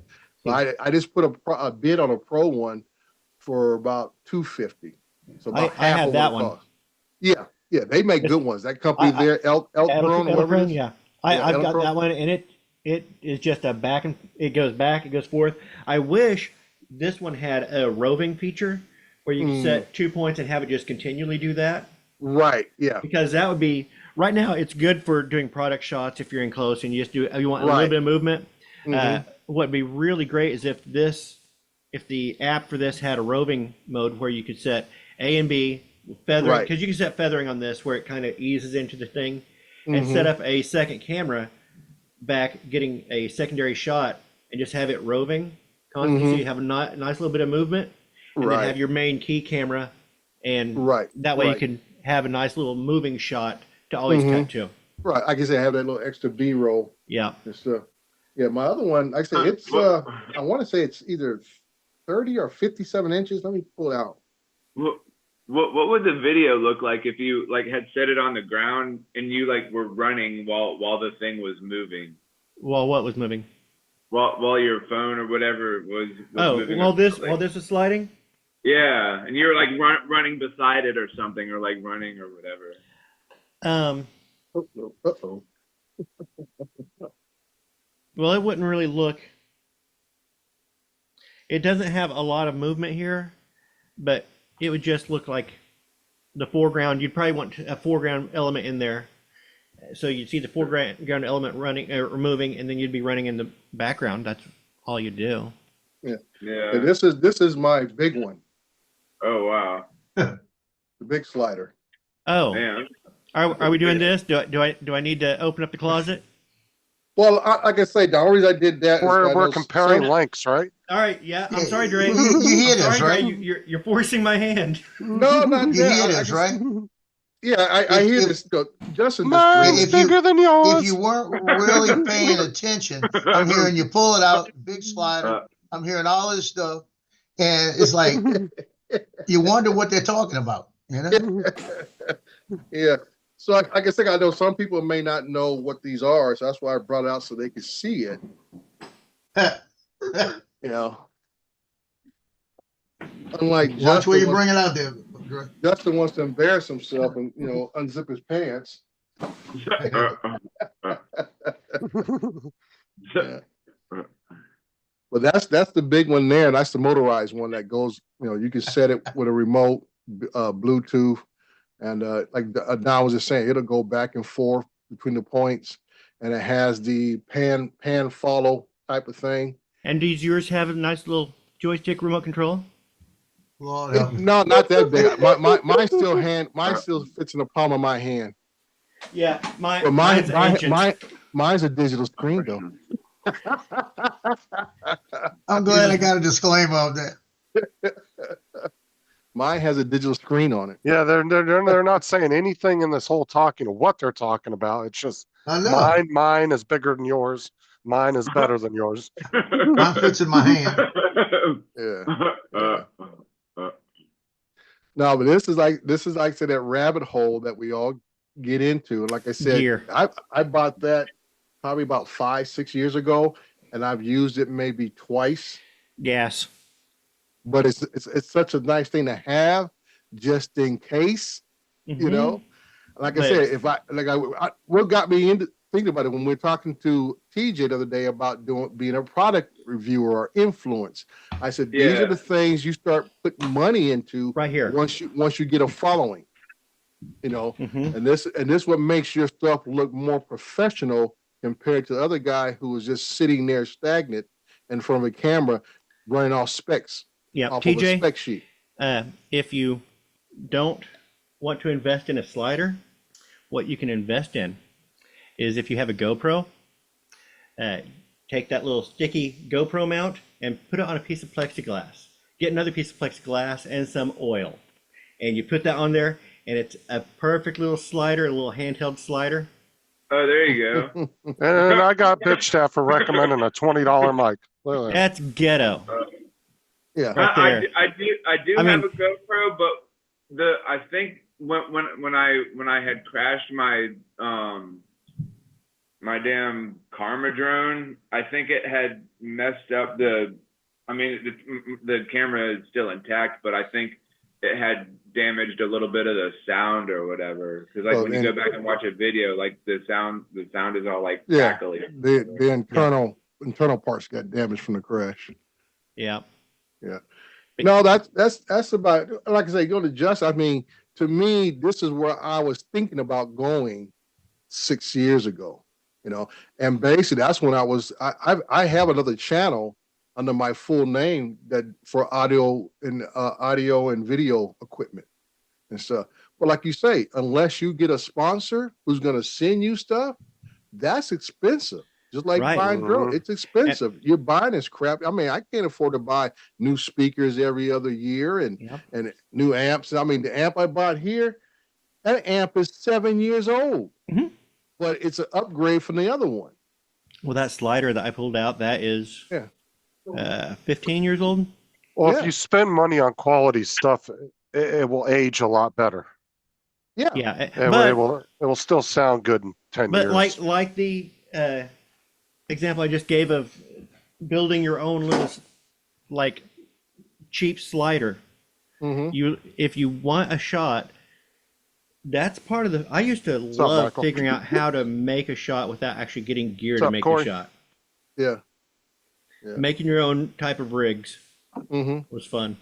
But like I said, the biggest thing is when you working by yourself, your hands get tied. You kind of like, you know what? I would like to get a shot like that, but I don't have a crew of 3 or 4 people. While one person is on camera, the other guys are back here working this stuff we put together to get that kind of shot. So like I said, I've always worked by myself. So it's like, okay, let's see what can I get. And then, like I said, Justin said, I'm cheap to a point where I don't like buying nothing retail. I don't pay sticker price. I'll look at something and I'll be like 6 months, a year later before I might pull the trigger to buy it because I'm waiting for the price to come down to where I think it's at a value I like. Mm-hmm. You know, I'm not one to Well- jump on the well, like I said, if you- first adapters. Like I said, if you buy something that's good quality too, Mhm. that's kind of ahead of its time at the time, in 5 years, there'll be some shit that's just catching up to that. Yeah, that too. But like I say, with the one thing with a lot of early adapters, a lot of companies will burn you because they'll abandon stuff in a heartbeat. If you hang out on the cutting edge, the only thing you're gonna bleed is cash. Yep. Oh There yeah, you yeah. go. I'm the same way. I'll wait 4 to 6 months if something comes out before I decide to buy it, at least Right. because that gives you time. Like I tell people at gaming consoles, always wait first 6 months because they'll come out with a second version of it and I'll Right. have all the little kinks worked out of it. Yeah. You know, but like I said, the stuff I have here in my office, the speakers are from 2007 Polk Audio Tower R50 speakers. The center channel is probably at least a good 10 years old.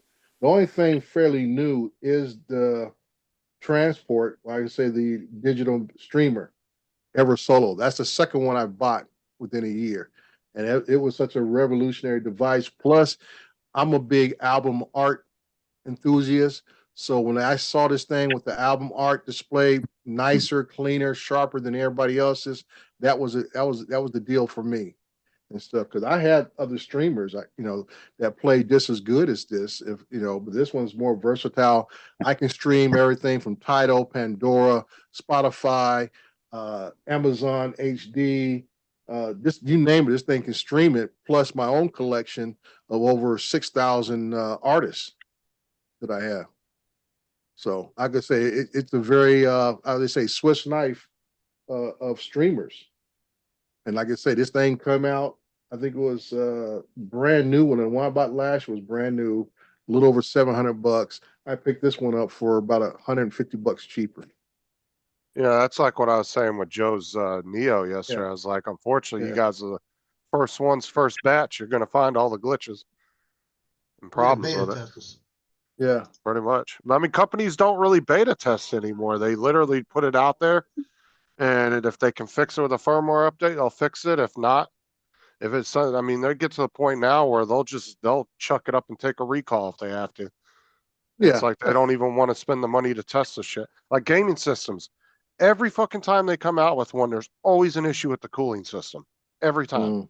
And then they'll finally get it tweaked just the right way after so many people have problems. Well, that's It's why like- you go out. That's why you go out and buy those fans that you set on your gaming system, so that when if it gets hot, it just cools it down. Yeah, but the problem is they always test things in optimal conditions in labs. Mm-hmm. They don't take a gaming system and take it to some guy's house and say, "Hey, smoke around this thing for 6 months. Let's see what it does." I'm They don't do sitting here that. thinking, when do they start putting fans in gaming consoles? Oh, they started Well, doing that a if there's- while back. I mean, if there's Yeah. not one like I was describing, you just go Yeah, out and buy a little. they've had fans for a long time. I can say the last time I spent any significant amount of time on a gaming console was probably the original Nintendo system. with the Oh, well, robot. yeah. Oh, that was such a low processor though. That thing didn't create any heat.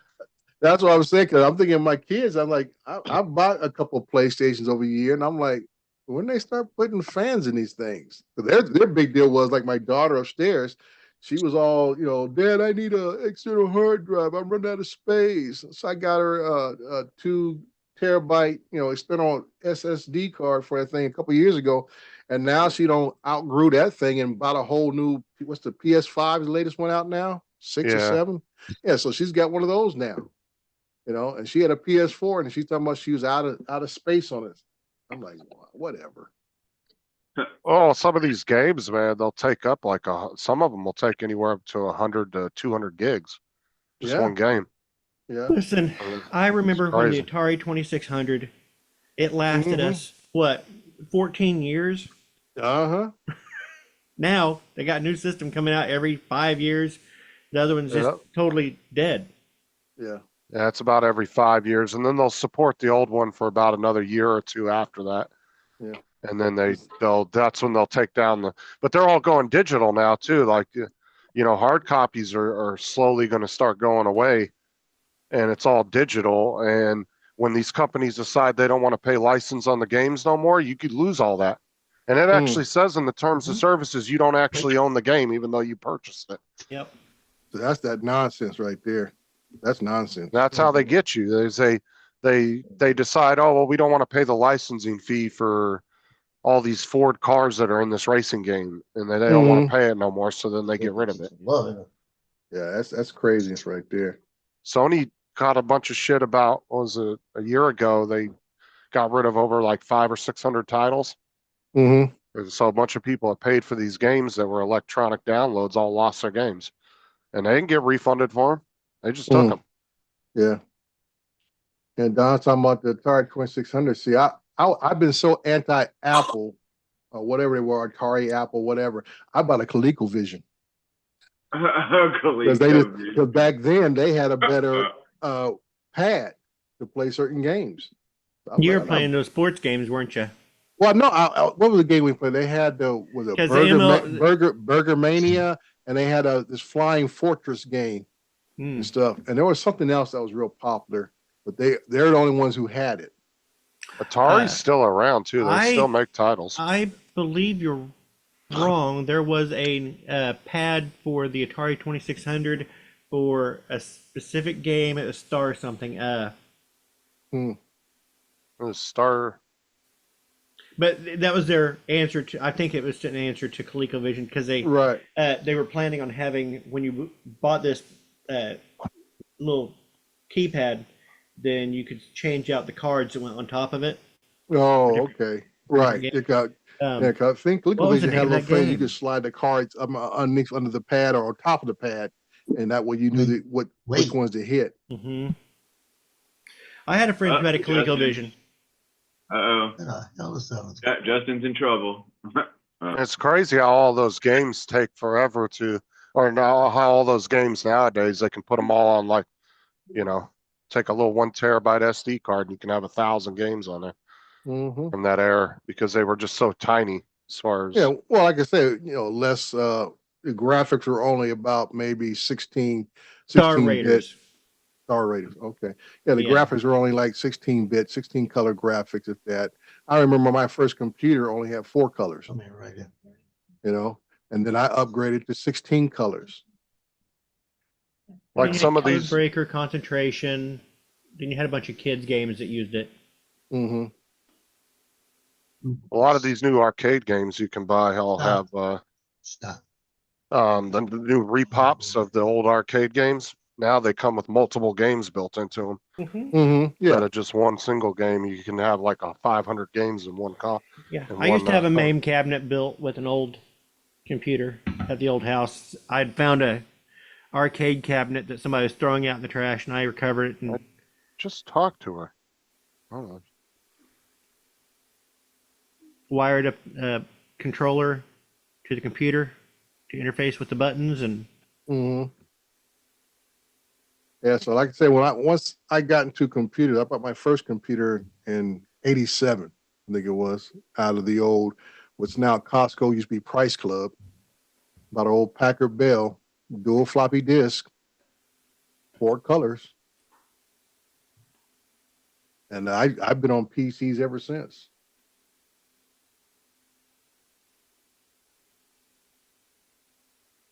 Yeah.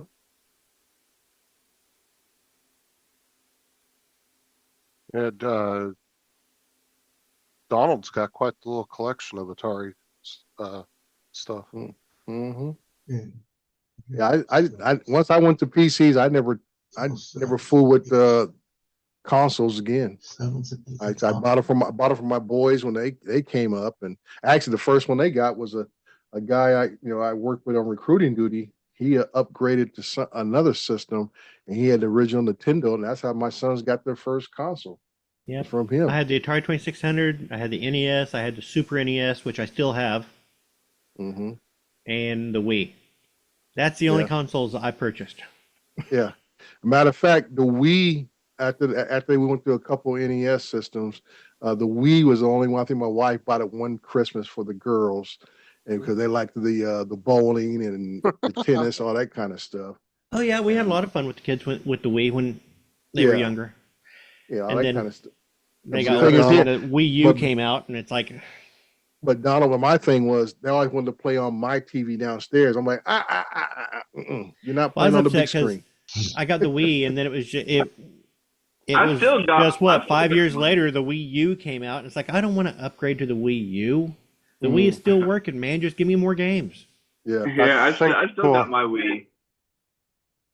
And the last thing that I bought for it, last game I bought for it was the one of the Marios, and my son and I went through and played it. Do you still play the Wii Sports with the bowling and the I have not played it forever, but with the kids in the house, we might be hooking it up again. Yeah. Oh, there you go. Yeah. As long as you tape that strap to their wrist. I think Cool Cat's behind in the stream again because he's talking about how you corrected him. Oh. Okay. Yeah. Oh yeah. So I haven't. No, I did buy the PS4 for my youngest daughter and stuff, but I'm not a big fan. I told myself I'll pay the money to get you a PC built, which I pretty much did for 2 of my daughters because they went the laptops, and then the youngest one who has a laptop, but then she said, "Oh, Dad, I want a PC." And lucky when I upgraded this one, I kept all the guts, the motherboard, the video cards, the hard drive. So I took it to my guy. I said, man, give me a case, slap all the stuff back in it, reformat it, put Windows 10 on it, and it's good to go. In my personal opinion, I think buying gaming systems these days is a waste of money because it's only meant to do one thing. Mm-hmm. And where you might as well just spend the extra money and invest in a decent, cheaper PC that can do multiple things plus everything that gaming system can. Just my opinion. Like I said, the one she got, well, I had put together for her, has a second or third generation i7 chip in it, has the 64 gig of RAM sitting in, 32 gig of RAM sitting in it, and has a older 980 Ti video card. I said, that's all you need for gaming rig. It can handle up to 1440 graphics. With that much 32 gig of RAM, ain't no shame in her game.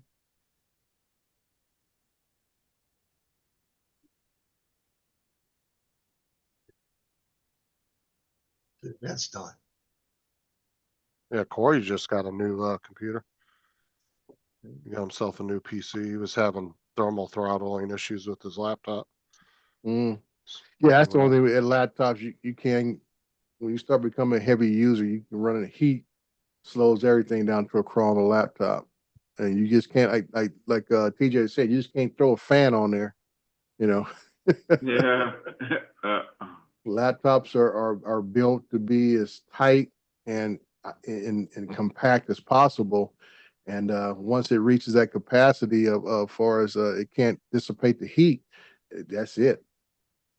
I mean, a good thing about the laptop that David AZ had sent me, I've never had an issue with it, and it never has a problem with overheating or all that stuff. Yeah, well, I can say if you get to a point doing more things, more a type of software that requires more processing power, requires more RAM, the usage and stuff like that, that's when your system starts heating up. Hey, man. Like I say, most computers can handle basic operation. I mean, I bought my parents' computers several years ago, some basic Dell computers, and the only thing I've done to those computers, I think I put some more memory in my dad's. That's pretty cool. Yeah, because the only thing he does is get emails and he surfs on it and plays solitary. That's about all he does. That's Corey's new computer. Yeah. Pretty neat. So he built that himself, or did he go out and buy that? I think it was a pre-built. I don't know. Yeah. He never actually said, but I'm assuming it looks like a pre-built because it's got the plastic on the front panel. Yeah. So I used to ask people, I said, what do you plan on doing with a computer? And that's how I would recommend about, how much they should spend and what type they should get. Because like you said, it doesn't make any sense to buy just because something that's brand new, super powered and everything else. And all you're doing is going and checking emails. Well, and look at the new PlayStation Pro that came out. That thing was ridiculous. It barely is an upgrade. And not to mention now they want $700 for that fucking thing, dude. You could get a decent PC for $700. Mm-hmm. Like, why would you go out and spend that kind of money on a fucking PlayStation 5? Yeah. That's crazy. It is. That is crazy. $700 on a console? Like, I'm sorry. You need to go to the PC after that. And that's the thing is consoles always were the attraction to a console I could see is if you don't have a lot of money, you save up a few $100. You buy one. That I get.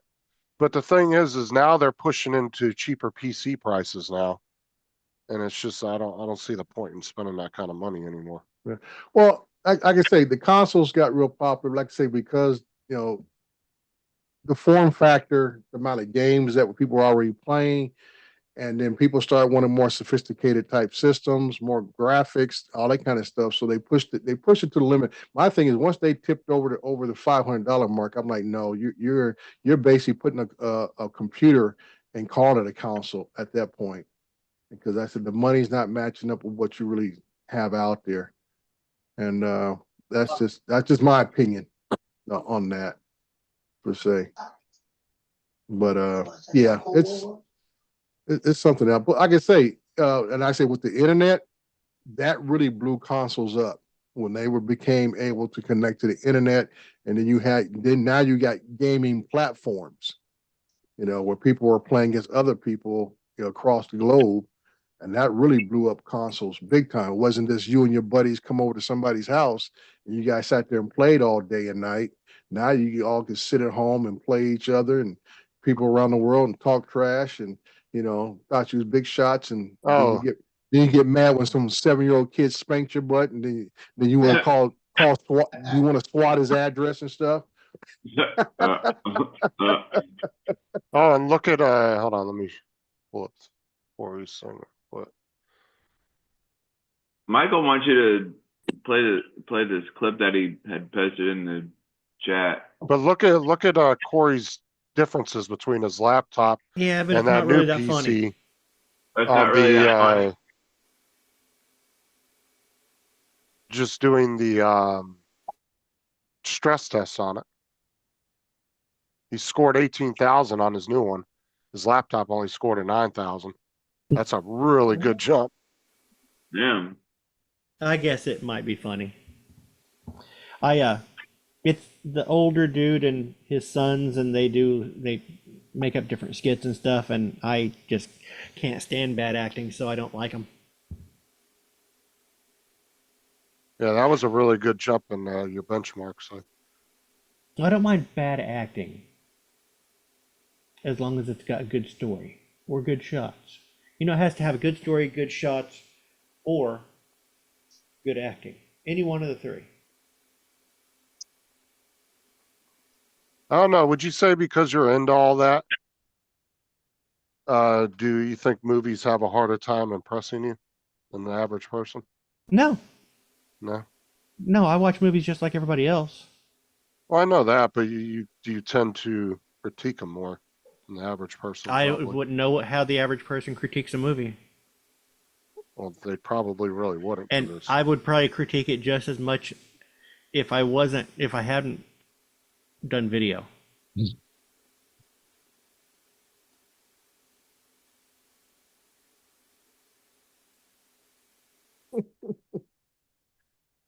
Well, Justin, I do. When I first go see a movie, if I go to theater, I go just for the entertainment factor. Because most of the time when I go to the theater, I'm either with my wife or I'm taking my adult kids. We do all like Star Wars. So if Star Wars puts out a movie or whatever, we'll all go see it. Okay. When I buy it or stream it at home, then I'm picking it apart at that point. Right, because Yeah, 'cause like I'm talking you don't about want- people. You don't want to ruin a movie for everybody else. Like, oh, I can't believe it. And you got Well, everybody else it's like a cop watching a cop movie. He's gonna sit there and be like, "No, that's not how you do that. That's Yeah, bullshit." that's like I'm saying. That's why I don't watch a lot of television today, because mostly everything that comes on CBS, NBC are all crime shows. ABC's got a fair share of crime show, and I don't watch them. Ever since I became a cop, 30 years ago, I don't watch any cop shows anymore because of that reason right there.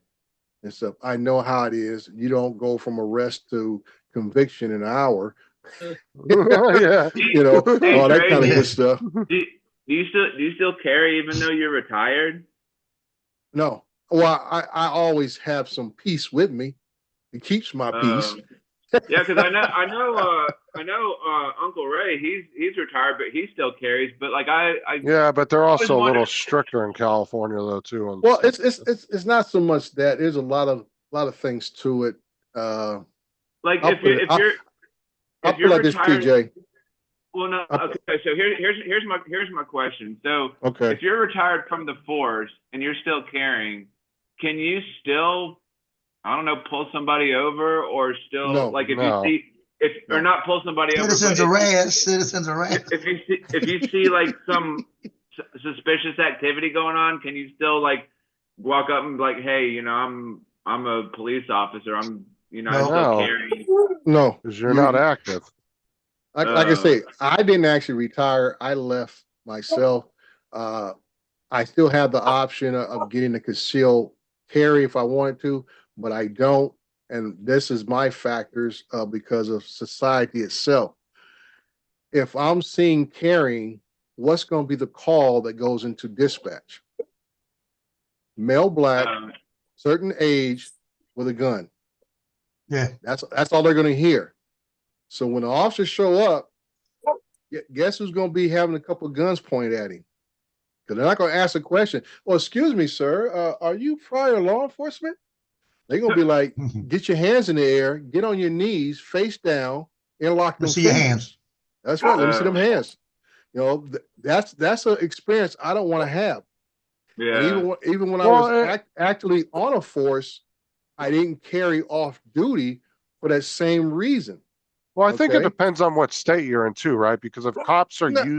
if you're in a more open state where like open carry and like here where you can conceal without permits, if their Mhm. cops are dealing with that, I think on a more daily basis, they're not as quick to be so gun ho. Oh, you don't think they're touchy? Where some states are very strict on guns and they might not run across that as Justin, much.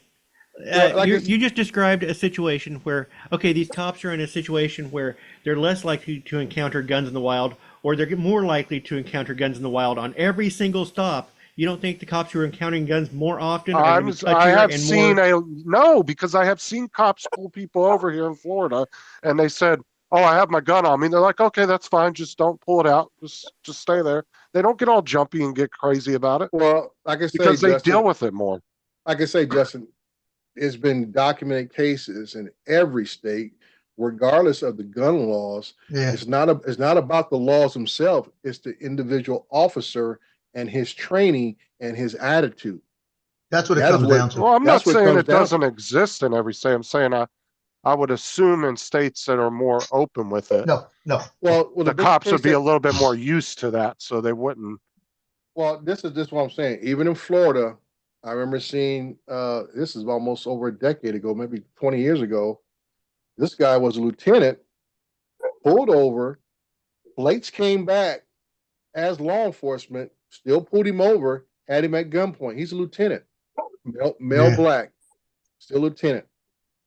And it got him to a big braha. He was from another county, all this kind of stuff. And it was all about the attitudes. The officers, he got out and says, "Hey, I'm so-and-so." The other officer who stopped him says, "I don't care. Still get your hands up." And it's like the situation that happened up in Minnesota where the guy got stopped. He wasn't even driving. He was in the passenger seat. He told the officer he had a weapon.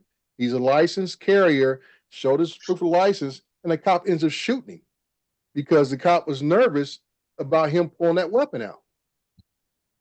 So Yeah. I'm Well, saying yeah, it's I'm not saying it's- that doesn't exist. I'm saying I don't think the vast majority of officers are like that, though. Well, I think there's a few here and there. It's never You only about need the vast one. majority. There you go, Joe. It's never about the vast majority.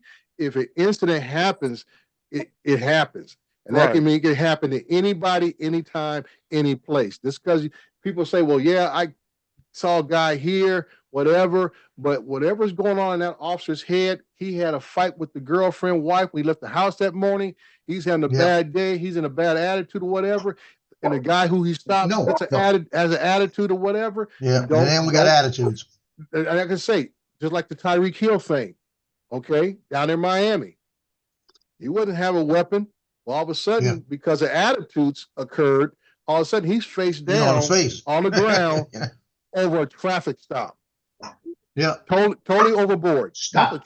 That's a minor traffic offense, and now the guy's face down in the street.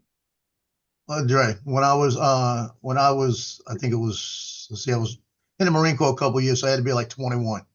I'm walking into a drugstore, and on my side, I had a Swiss Army knife that was in a case, and it was under my shirt, so it was protruding a little bit.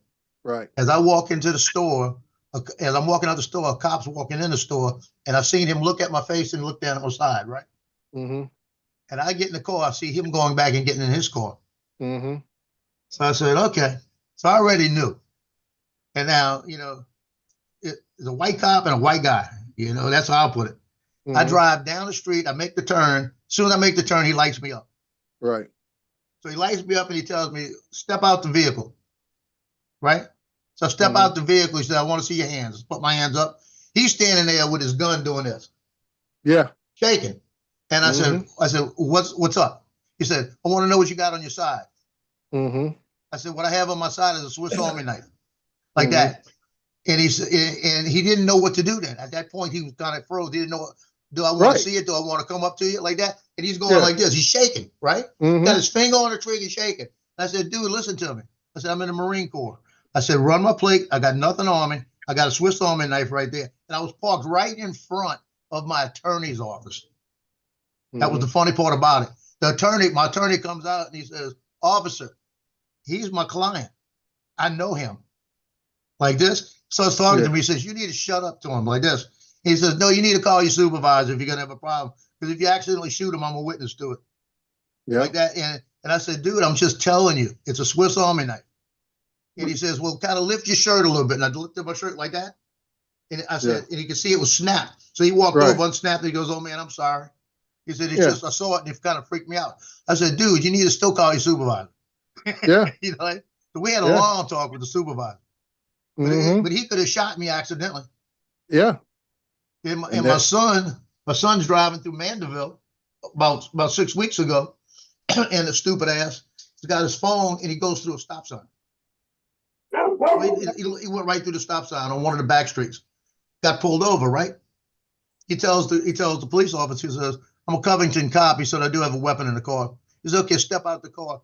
The cop took his weapon, ran the serial numbers, ran his badge, ran everything, took all the ammo out the weapon, put it back in his glove compartment, said, okay, you go.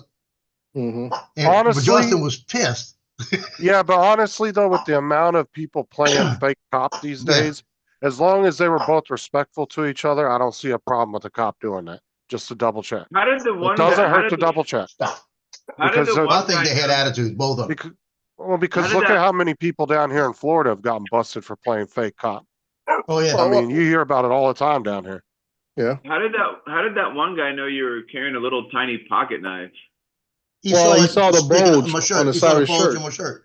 But the problem with that whole scenario, TJ, okay, the officer saw a bulge in the shirt. Okay. I mean, it was probably about like this long, right? Well, it doesn't matter. Doesn't matter. I can sell you a Could've been a 22 handle. or 380, same size as that knife, same size that length, the length right. of that knife. Okay. The thing is here is he didn't run Joe's plate, which he should have done for his own protection. That says, hey, I'm about to make a traffic stop. This location, this is the plate. And then before he got out of that car, he should have heard from dispatch to say comes back clear, or there's warrants on that vehicle, whatever it is. So at least the officer would know if there's something else going on with Joe in that vehicle. Yeah. The next thing he should have walked up to Joe on that car.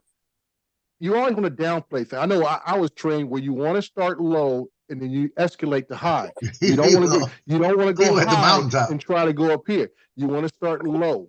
Okay. So things will get Joe. All he had to do is go to Joe Spencer and say, "Hey, bud, reason why I pulled you over, I saw something on your body." And he asked the question, "Do you have a weapon?" And I say, "How you approach the vehicle, even where your body is positioned. If you are always kept myself to the rear off the driver's side left shoulder. Yeah. So if this guy pulls something out, I got plenty of time to keep backing up where he can't get a clear shot of me." Like I said, the case I just told Justin that happened in Minnesota, the cop was in front of the passenger side, facing back towards the car. So he's already put himself in a bad position right off the bat. You always want to keep yourself in a defensive position in case you have to retreat for any reason at all. So all these things add up as you go along. So he asked Joe. Joe said, "Yeah, I got a pocket knife right here." And the guy could say at that point, "Okay, sir, turn the car off, whatever. I need you to step out." And he's backing up at the same time. Like I said, I had a traffic stop after I dropped off a couple of prisoners in L.A. I'm in East L.A., 710 freeway heading back to Long Beach. See a guy weaving in the lanes, obvious drunk driver. Everything this guy did, I want this guy to do, he did the opposite.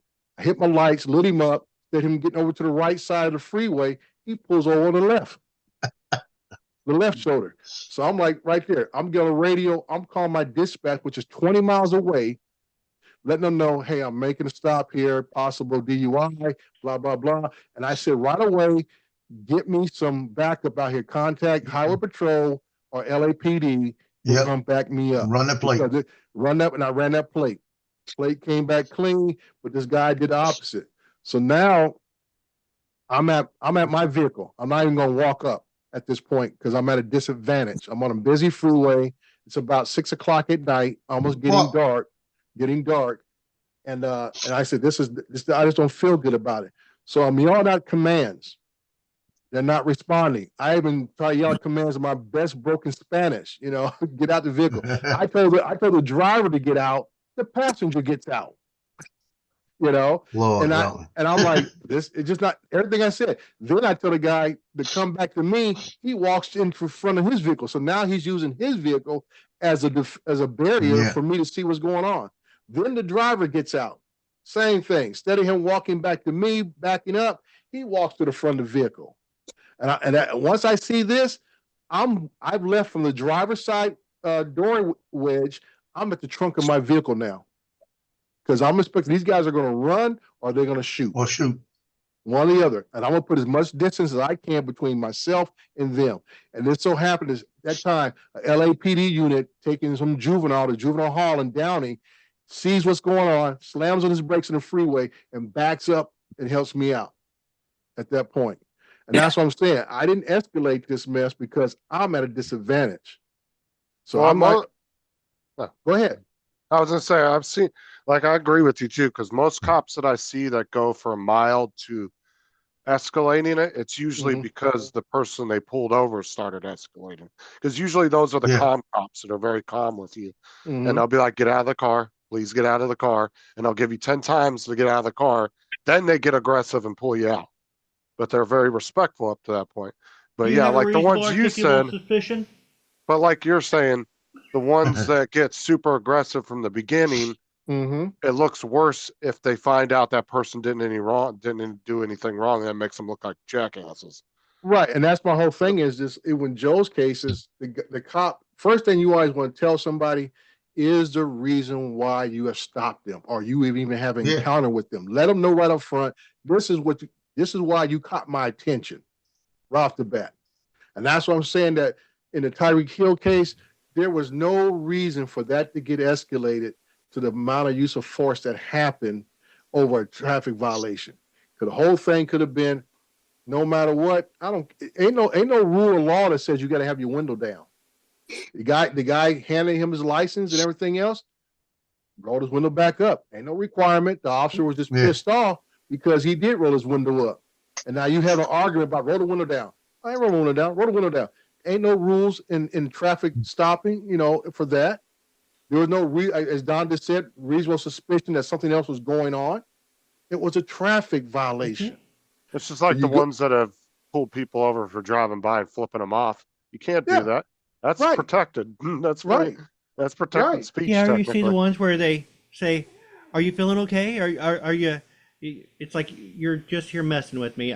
You seem nervous. Yeah, a cop just pulled over and is questioning me about something that has nothing to do with me. Of course, I'm Mhm. nervous. Yeah. But And I guess, you so- see good videos, you see bad videos. right. Just like And every profession, there's good and bad. Watch that dude Frank on YouTube, the deputy from Arizona. That dude's hilarious. The one that does all the traffic enforcement. Yeah. And like I said, I remember when I was working private construction, I was working at a quarry late one night, got off work, heading home, and I see this highway patrol officer. I started following him about maybe a couple miles south in Riverside, California. And I'm heading to San Bernardino, which is about 15, 20 miles north. So I'm pacing him. He's doing right about 75, almost 80. And I'm about 10 cars behind him, but I'm pacing him. So as we travel through the freeways, we get into the city of San Bernardino. He pulls by somebody who came on the freeway and was flying past both of us. So he goes over, flashes a guy to make him slow down. He didn't stop him. And then, but the whole thing was, I maintained my speed. So when he got over to slow the other guy down, it made it look like I was really driving fast. So now he catches up to me as I get off the freeway. He hits his lights and stuff. And just to let you know, this is a black officer. And he asked me, he said, "Didn't you see me right there?" And I said, "I've been pacing you since 20 miles back out of Riverside." And he's like, "Oh." And he asked my driver's license and everything else. And he said, "My plate still came back confidential." And he says, "Who do you work for?" I said, "I don't work for anybody any longer. I'm out of law enforcement." And he tried to give me this whole speech and stuff. And I told him at the end, I said, "I'm just following your lead. Simple as that. If you're doing 75, 80, I was 10 cars behind you the whole way."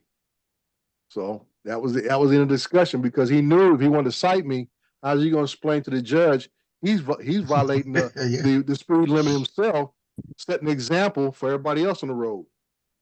Oh, the That's best it. video was when that Florida State trooper pulled over that Miami-Dade cop for speeding down the highway.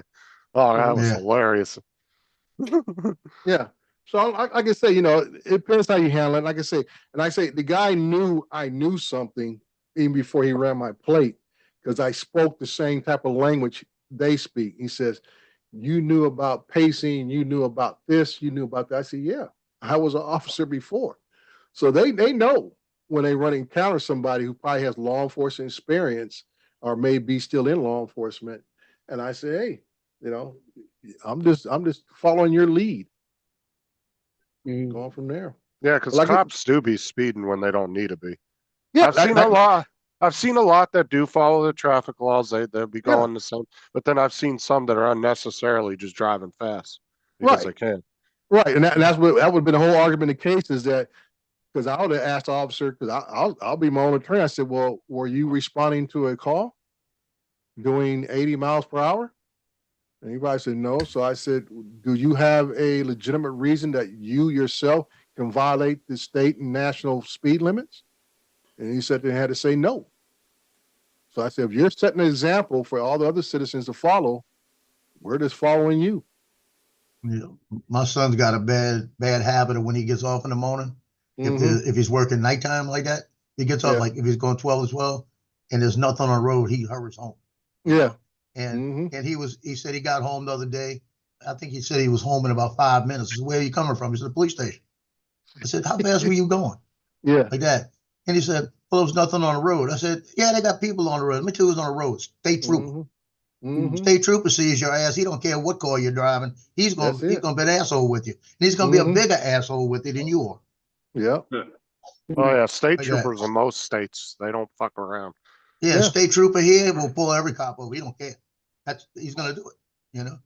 I don't care if you're a cop. You can see we got the causeway. It's 23.4 miles that goes to New Orleans. That goes over Lake Pontchartrain.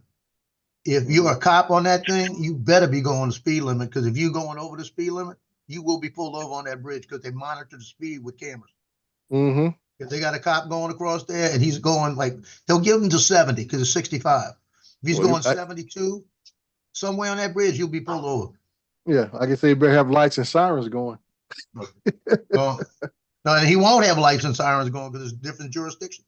Yeah, well, that's what I'm saying. He better be running code 3 on a I say, as we say, what we used to term a posse comitatus, which means you're in pursuit. Yeah.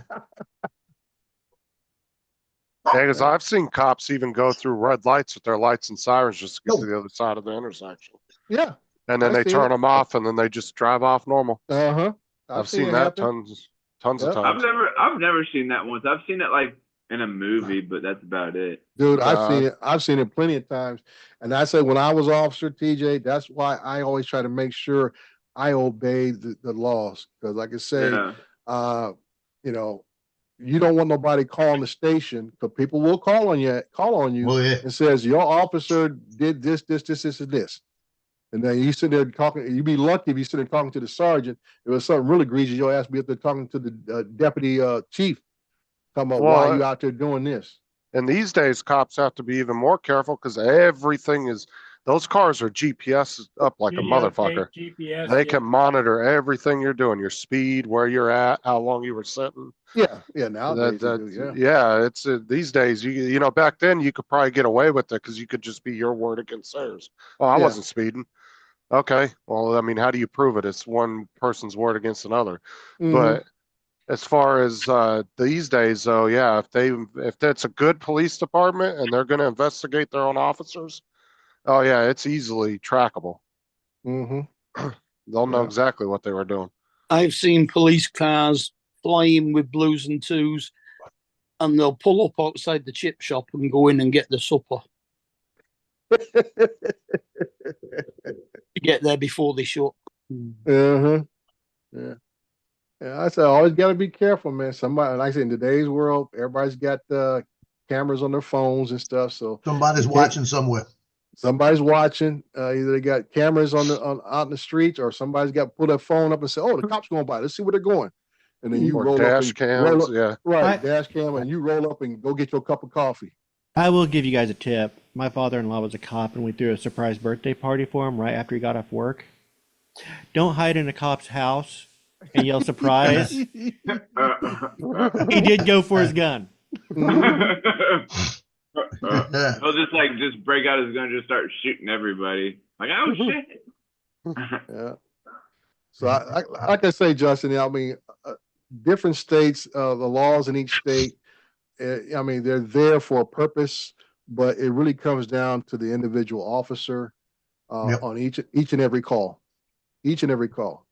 You know, just like I remember when I was working with Fontana PD, and call came across the radio, and it was my parents' address, which my grandmother was staying with my parents, so I knew. And she had colon cancer at the time, and I knew we all knew she was about to pass. So when the call came in, I picked it up and said, I'll handle it. And the sergeant says, no, you won't. You'll stand by. Matter of fact, you just to stand by. They ended up giving me a call to a domestic violence situation. Now, I just know pretty much for sure my grandmother just passed away, or it could have been one of my parents took ill or whatever, because it was a the call came out as a basically dead body call and stuff. So I know somebody's dead at my parents' house, and they send me to a domestic violence call. Now, do you think I was in the right frame of mind to handle a domestic violence call? No, because those are some of the most dangerous calls. You got to be on your Right. toes. Right. Yeah. So I'm like, I understood the sergeant not letting me respond initially, but he should have had me just go to the station and just wait until I get official word. of what Honestly, he should happened. have just had you clock out for the day Whatever or the case something might if have you. been. Yeah, but I mean, this is just how things can happen. And that's why I say about an officer's mindset, and people are not. They're human at the end of the day. That's what Right. people We're don't all forget. human. That's what people forget. And my whole thing is that I could have rolled up on these other people, missed something. I could have endangered myself, or I could have overreacted and endangered someone there because I'm not focused on Right. what's going on. So that's why I say it's down to the individual officer on each and every call. Could have a bad day, what's going on, anything can be happening in your life. And like I said, we're not robots, so all the things that go on in your life, you take it with you on that job, on that shift, in that unit, and on each and every call. So that's why it's hard to really go through a hiring process of people. They try to filter out all the ones they can, but there's a lot that get through the system who should never wear the badge at all. Well, it's Because- like, people say, well, oh, how did this officer get hired? Well, the thing is the amount of shit people have to go through to get hired as a police officer is not much more you can do to try to, Right. That's just what I'm saying. Psychology tests, all kinds of shit they put you Right. through. And the thing is, if you're a psychopath, you might pass that test with flying colors because that's your mentality.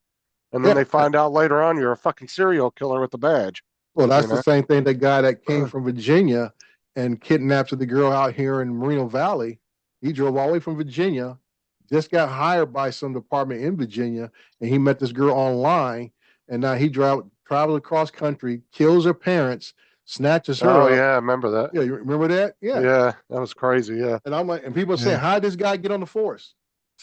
I was like, well, there you That's go. the thing is you really can't, like I said, and then, people that have asked that question, they're like, because Charlie Kirk was actually doing a thing at a college, and that was one of the questions somebody asked him. He said, what else are they supposed to do?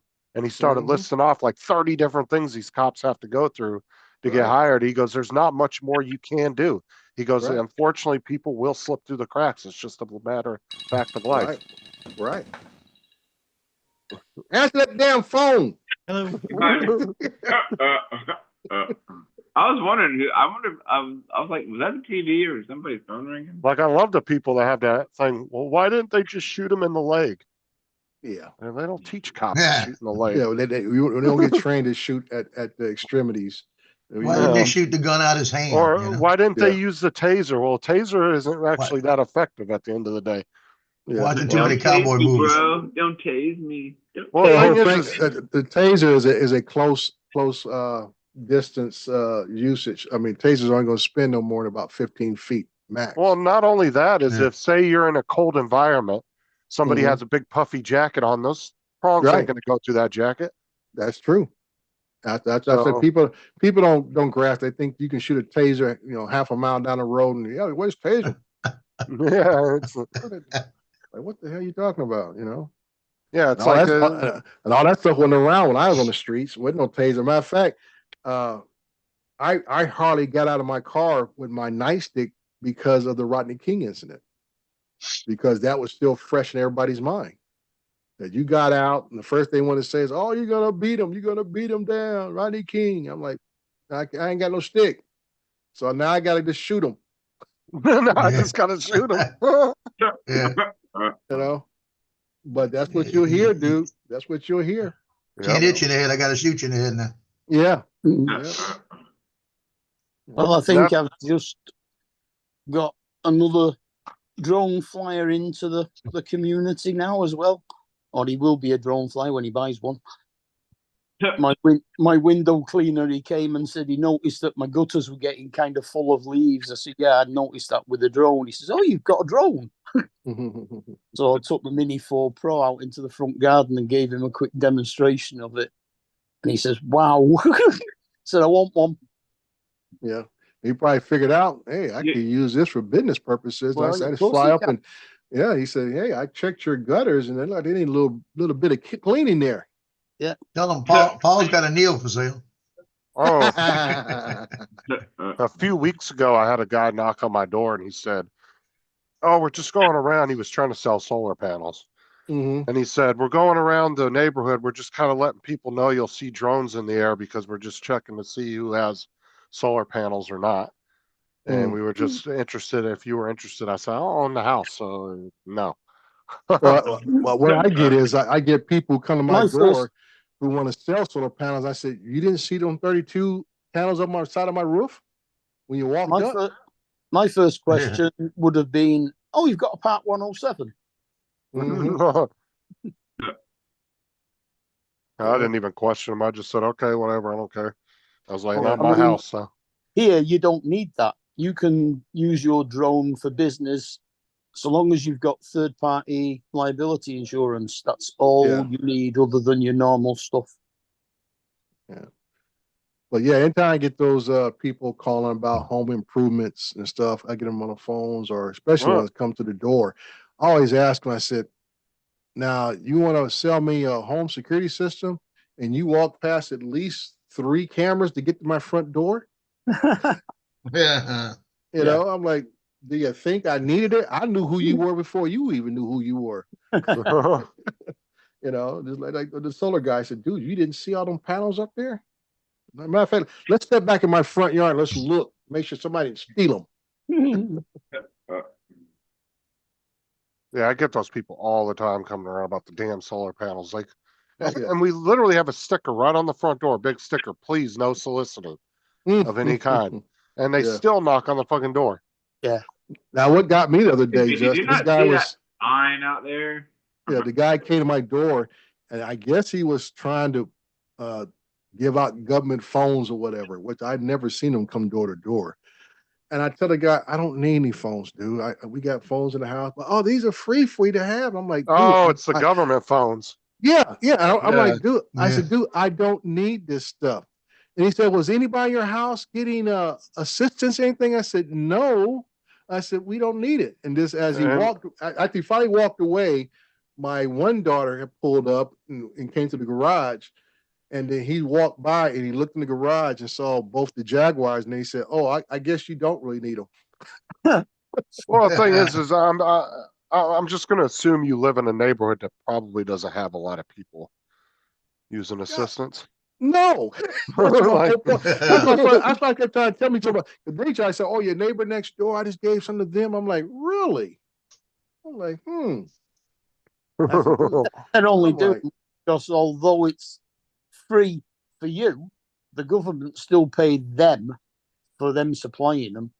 Oh, Mark, it drives me batty, And dude. way 'Cause- over the top prices as well.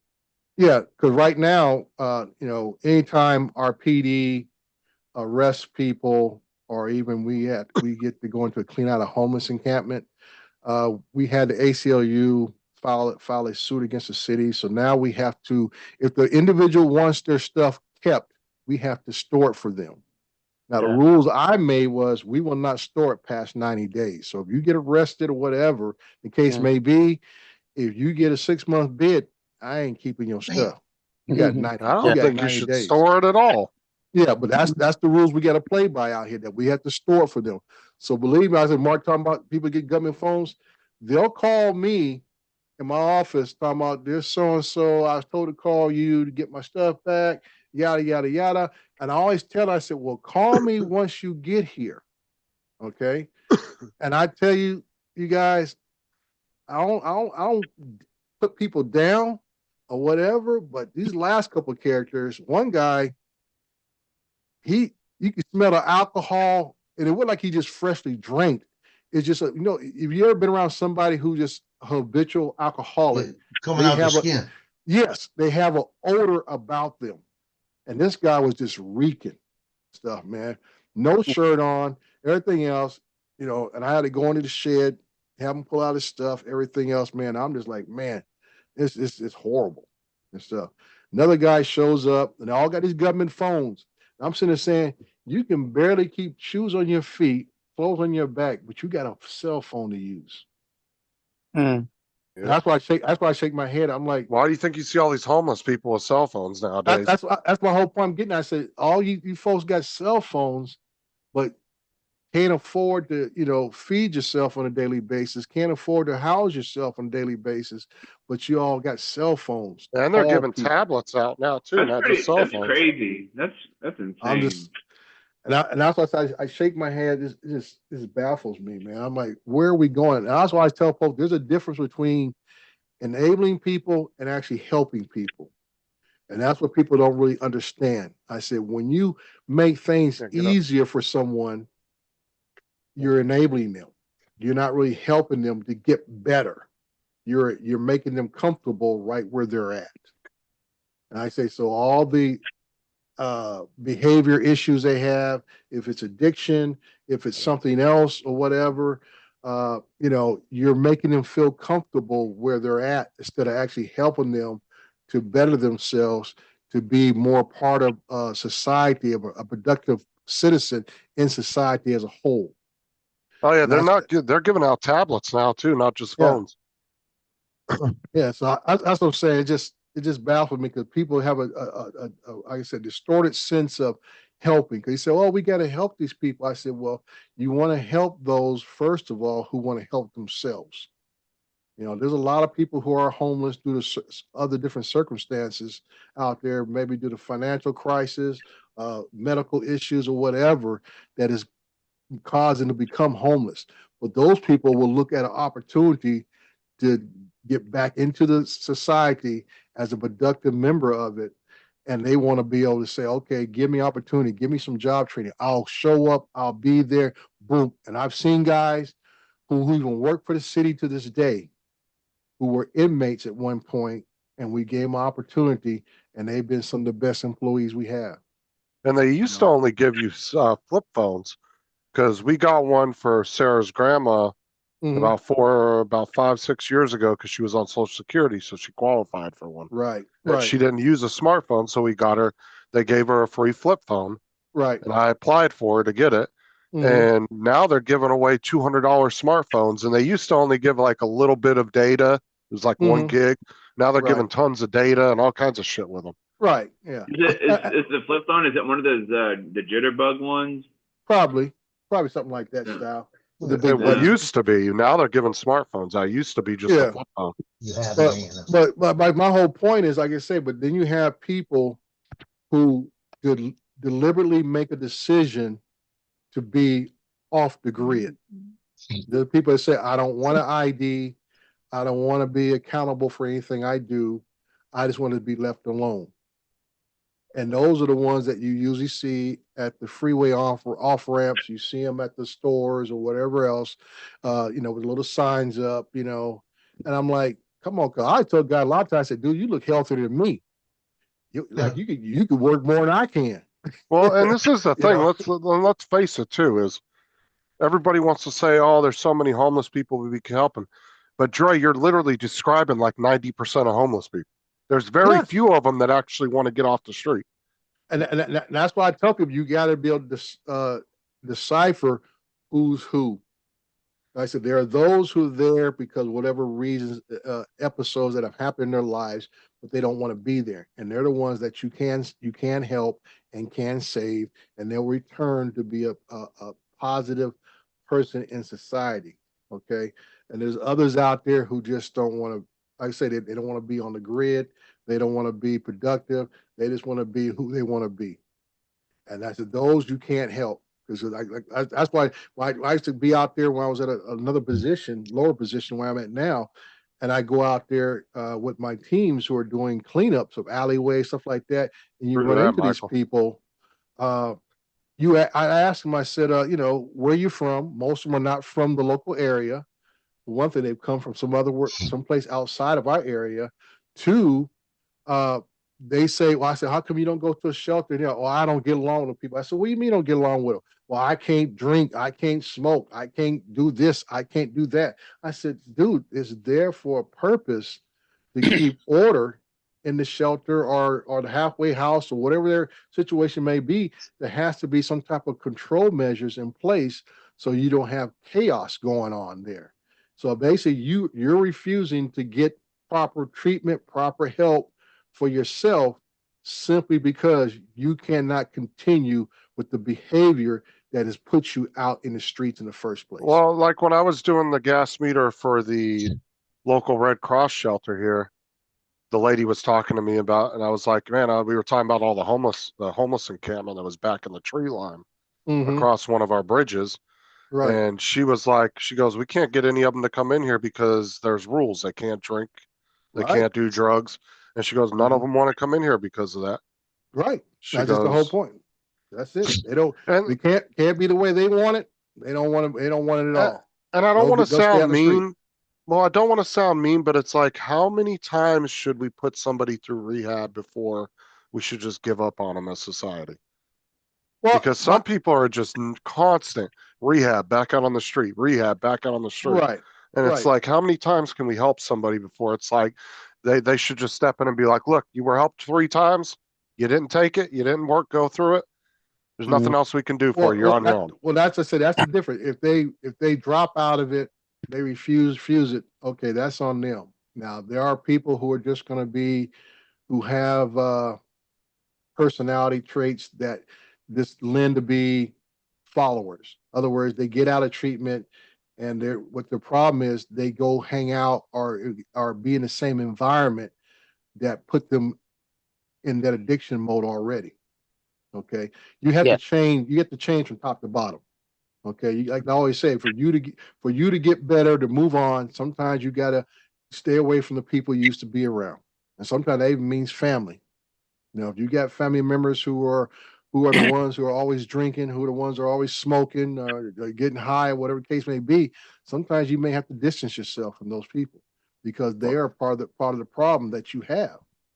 And that's what people have to understand, that you have to remove yourself from what issues or what environment that has placed you where you're at. And that's very hard. Like I've even said this before, and some people got mad at me for saying, but it's like the whole Narcan thing. It's like, how many times should we revive somebody before we're like, you're just a fucking lost cause. You're never going to get better. We keep spending money reviving you, having ambulances come out for you just to be doing it again 2 days later. I mean, it sounds mean, but at the same time, it's kind of annoying after a while. It's like, I don't know. Yeah, it's a complicated thing. I know that it is a complicated thing, and that's why I get upset, especially here in California, because I remember at the beginning of the pandemic, they talked about how much surplus money we had, you know, in the state and all this kind of stuff. And then during the pandemic, all I kept seeing was these folks in Sacramento throwing money to different programs and initiatives to help the unhoused. That's what we call the homeless out here in California, is the unhoused, and all this kind of stuff. And here we are 2 years out of the pandemic, and now the state's in a deficit because all this money that we had stored up that get us through thin times is no longer available. But they don't want to admit that. They don't want to admit that. That's, what they start That's talking been about. California's problem for a long time with money. Yeah, it's been a problem. You want to throw money at problems, you know, and then when it comes up that that doesn't help or you don't get the results, then we're stuck. And Cool Cat said the same thing I said before. Throwing money at shit never helps, and it seems to make it worse. Yeah, but like I say, California's gone through some lawsuits that make them think this way, because we had the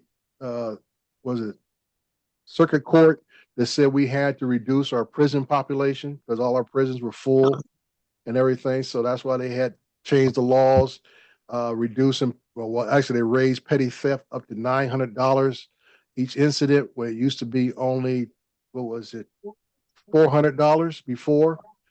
And other crimes that had to be reduced so they could stop arresting people and putting them in jail for certain crimes. And that's why we had this big crime wave of retail theft and all this kind of crap, because of the lawsuits that have been filed against the state for heavy incarceration. That's one of the reasons why 99 Cent Only went bankrupt. Yeah. Because most of their locations were in California. Mm-hmm. Yeah. So like I say, there's been a lot of things California has had to endure and make changes because of court cases that says that we can't. In other words, people say we can't arrest our way out of these problems. You can't arrest every homeless person who doesn't want to get off the street. Like I say, any real good officer can find a violation to write you a ticket. If you drove down the road at least a quarter mile, he'll find some kind of violation, either a fix-it ticket or something on that vehicle he can find. And the same way with quality of life and quality of life for regular citizens has gone down the shitter. Right. In a lot of places. And that's what's happened, where, you know, there's always been, like I tell people, there's always been a Skid Row in LA. You know, always been there. Ever since my dad was a little kid, when he came out to California from Louisiana way back in the 40s. Okay. There's always been a Skid Row. So we always feel like, you know, there's always going to be a certain segment of population that's going to, I always say in the Bible, the widows and the orphan children will always be there, and we need to take care of them. But now that these populations have gone into the upper middle class and high-end communities, now people are truly upset that when people who live in Bel Air, Beverly Hills, and other high-end communities, they're seeing homeless encampments, you know, coming through their neighborhoods or right outside their neighborhoods or their cities and everything else. And now they're like, oh, this is a crisis. When, you know, a lot of the rich people there are the ones that influence some of that stuff. Mm-hmm. And then when it comes to their doorstep, now all of a sudden it's a problem. Yeah. That's what I'm saying. Now it's a problem when it wasn't in your neighborhood. Hey, Joe. like Martha's Vineyard. I just got a delivery, Joe. Another Neo. He just got another Neo. I didn't order another Neo. I tell you what, Paul, you might start getting mail for Neo. You might want to check your bank account because you might have ordered it and forgot about it. That's the one he ordered through Banggood. That's what I said. Didn't you order two? Yeah, you must have forgot to cancel. Yeah, he's got two Neos now. Well, he never did cancel. He told me last week he had another one coming. Yeah, he had one from Banggood, and he went and bought the one from the other place. Yeah. Mm-hmm. I tell you what, Dre. At 99 cents and a $900 threshold, you could clean out a 99 cent store. Yeah, that's why this didn't come from Banggood. It came from shipping department at Queens, New York. Well, that might be their local warehouse, Paul, but there'll be something that, Banggood, they have a warehouse in New York, I believe. Either that or they slapped a postal label over the Chinese label. Right. Yeah. You might be able to peel the American label off, and there might be a Chinese label underneath it. And you know what? Yeah. Send me that one, Paul.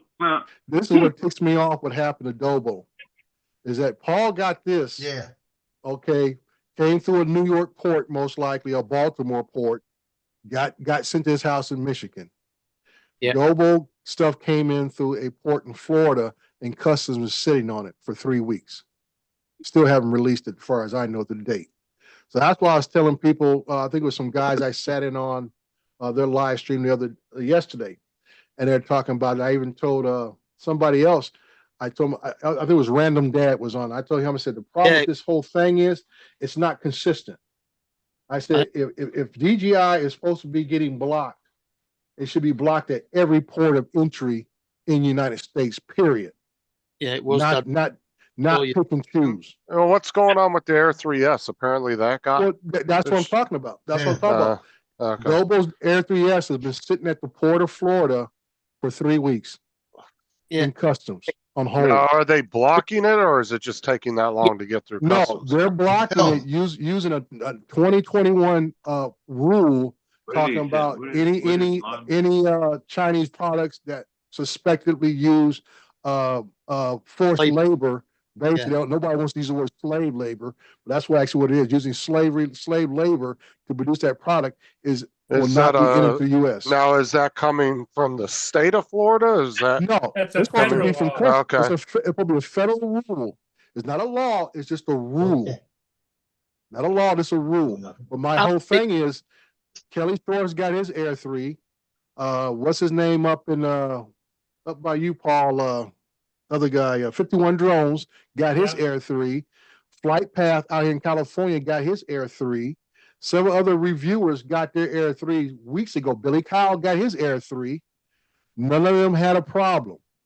But I thought it was very odd and very telling that this issue cropped up in the state of Florida, where Florida already has a ban itself on DJI or Chinese-made drones for first responders. Oh, do they? Oh yeah, they had. It's been in effect for the last year and a half, 2 years down in Florida. So that's what I'm saying. If this rule, which is it's a rule, lesser known rule, it came into effect, I think it was 2022. It's called the Uyghur policy or rule. So specifically about Chinese-made drones out of that section of China, that they could be held in customs, not let into the United States. But it seems the only odd thing is it only got used in Florida. Well, that's what I'm saying. I'm wondering, because I know the ports are federal, but don't they have some state guidelines per state they have to follow? I'm wondering if the state's enforcing that. It's actually the Forced Work or Forced Labor Act. Right, but what I'm saying is I'm wondering if the state itself is enforcing it. Well, it shouldn't be, because like I say, the ports are federal. The Customs Division, which falls under Homeland Security, is federal. So I'm just saying it should not reflect anything in the state of Florida, but I thought it was very odd that this occurred in the state of Florida. Well, that's what I'm saying, because like I said, I know some things are federal, but then take the bus yard, for example, like some of the stuff we covered. They said, oh, it's a federal law, but then the state has a law that's like next to it. No. That they set a little bit higher standard than what federal. No. So that's why. Okay. That's state law cannot supersede federal law. No. What I'm saying is some of the federal laws have a standard, but the state will set one that's higher than that. And this like I said before, once the federal sets a standard or is a law, federal law, states cannot supersede the federal law. Not unless they do it locally. But they could make an existing law that matches it, but make it a stronger, right? They could say the federal government says your buses have to get 5 miles a gallon. The state says, well, we want them to be able to get 10 miles a gallon. Would they be able to do that as long as they're meeting the federal standards? Yeah, you can raise a standard, but you cannot make it a law. Because then the private company or whoever makes the buses can come back and sue the state. So we meet all federal standards by the National highway safety, transportation, wherever they are board. And so we should be able to do whatever. Yeah, we because need to do. I mean, to me, I'm kind of on the fence with you. It seems weird that it's just happening in Florida, and that's Right. why I would Well, assume maybe the state might be involved. Is it only happening in Florida? Well, The other drones that you're talking No. about that made it through, those were shipped in individually. Those weren't shipped in for retail, right? They were shipped from DJI directly to these individuals. It wasn't sold, But just like yeah, Nobles wasn't sold. right. It And, was and sent so from that might be DJI. the thing. That might be the difference. The there. difference is that they're blocking imports. There's the original sticker underneath the Why- UPS sticker. Yeah. None of Yeah. us have got them in stock because they blocked the import. Okay. Well, I'm not sure. I missed what you said, Mark. Say that again. I said it's the customs have the right to block the import of any goods that they feel have been partly or wholly produced using slave labor or Right. Right now, Oh, no, that's- now the difference is, So I'm that's thinking, import. So all of your main stores that would have imported them are not going to get them yet.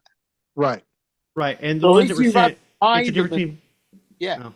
It's between blocking an import for sale versus getting something in the mail.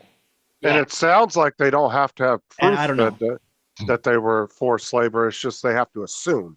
They can Right. just say, we Yeah, think it they're is. assuming, and they've got They're assuming, documentation but proving the- it's not. But those imports, they have to provide the documentation, and so they're blocking it for now. As soon as they can provide the documentation, then the Yeah, but is there Ports are really open. proof that they're not, though? Do we really know how much? no, we a don't trust DJI anybody. No, I'm saying, but do we really know how much a DJI employee makes an hour? I Pretty mean, they much could say anything being in China. pretty every battery that they use has been mined, the lithium and stuff like that. It's been mined under forced labor. But my whole point is this, Justin, is that other reviewers, influencers, whatever you want to call them, here in the Uh-huh. United States, got their drones without. Oh, no, any no, I get what you're saying. Yeah, Yeah. I understand that. That's yeah. all. My thing is, if you're going to use this piece of rules or policy, whatever you want to call it, it should have been every port. Ports from Washington State, ports in San Francisco, ports in LA, Long Beach, ports in Texas, ports in Florida, ports in You Baltimore, got a New York. timestamp for that, Michael? Like the difference is the influencers that got them, you may be talking 50 to 100 people, and that's going to bypass it because No, it's because a small amount. But when Robo only got one. in It- thousands, it- that's when they're going to clamp down. Well, that's what I'm saying. The ones who got them didn't have these issues because most of these people, the ones I know who did their shows, seem to be west of the Mississippi, except for Billy Kyle. Billy Kyle's east, so I know his came through an east coast port. Okay, so they came in through Baltimore or New York State port or Philly, because I know that water runs all the way up to Philly. Wherever how Billy Kyle got that. And I'm even saying, even if somebody tries to go across the border north to Canada, when you come back through, you go through customs, even coming from Canada. Yeah, You come through customs, even coming up through Mexico. you don't have to declare anything under, is it 15 or 2,000? I'm not sure. I'm not sure about that, but I'm just saying they ask about fruits and they ask about other devices. Even when you go state to state, they do that. Yeah, they do when you go into California inspection stations. Yeah. I'm just saying that if you're gonna, my thing is you got to be consistent. If this is the rule we're going by, it's Yeah, got to apply to every entry point into the country. And one thing I don't, You can't pick and choose. The Speaking- United States is not in anything. well, and speaking of the inspection stations, Trey, I never understood why they were 3 hours within the border. The one that's on 15 right before you go into Barstow, Yeah, that should have been out at state line. Why I are know. they I know. built it that far into the state? Well, I guess it's too late to throw it out. We But got no, I really think though, the way you're describing it, you. Uh-huh. I would not. That does kind of sound like the state might have had their hand in there somewhere. And you know, Justin, I don't doubt that could have I happened. wonder I'm if just- it's the port authority that runs this exact, like maybe the person that's over just this port. I'm wondering if the governor like called him up and was like, "Hey, do this, blah blah blah." The I mean, details. it's possible. Yeah, anything's possible. I'm just saying that due to the way the I'm gonna go ahead and jump off the here. y'all. structure I'll is, I would say later. Okay, It's true. DJ. the structure Bye. of our custom department, which falls under Homeland Security, it would have to come somewhere within for that to happen at one port. I mean, just like all the ships that Paul go fly, they're bringing in goods, they're bringing in imports into the northern part of the country. Of course. Yeah, and they all got to hit a port. They got to go through customs when they offload that stuff to make sure it is what it is. And I know they don't check every box, everything, or every container, but it is a random enough detailed enough search to have a fairly good idea of what the items are. And that's why I thought it's kind of odd when Dobo explained what was going on, because he was at total loss. He thought it was some kind of just a mix up in the labeling or something else and stuff, until he finally got somebody on the inside to tell him it is being held because of this rule.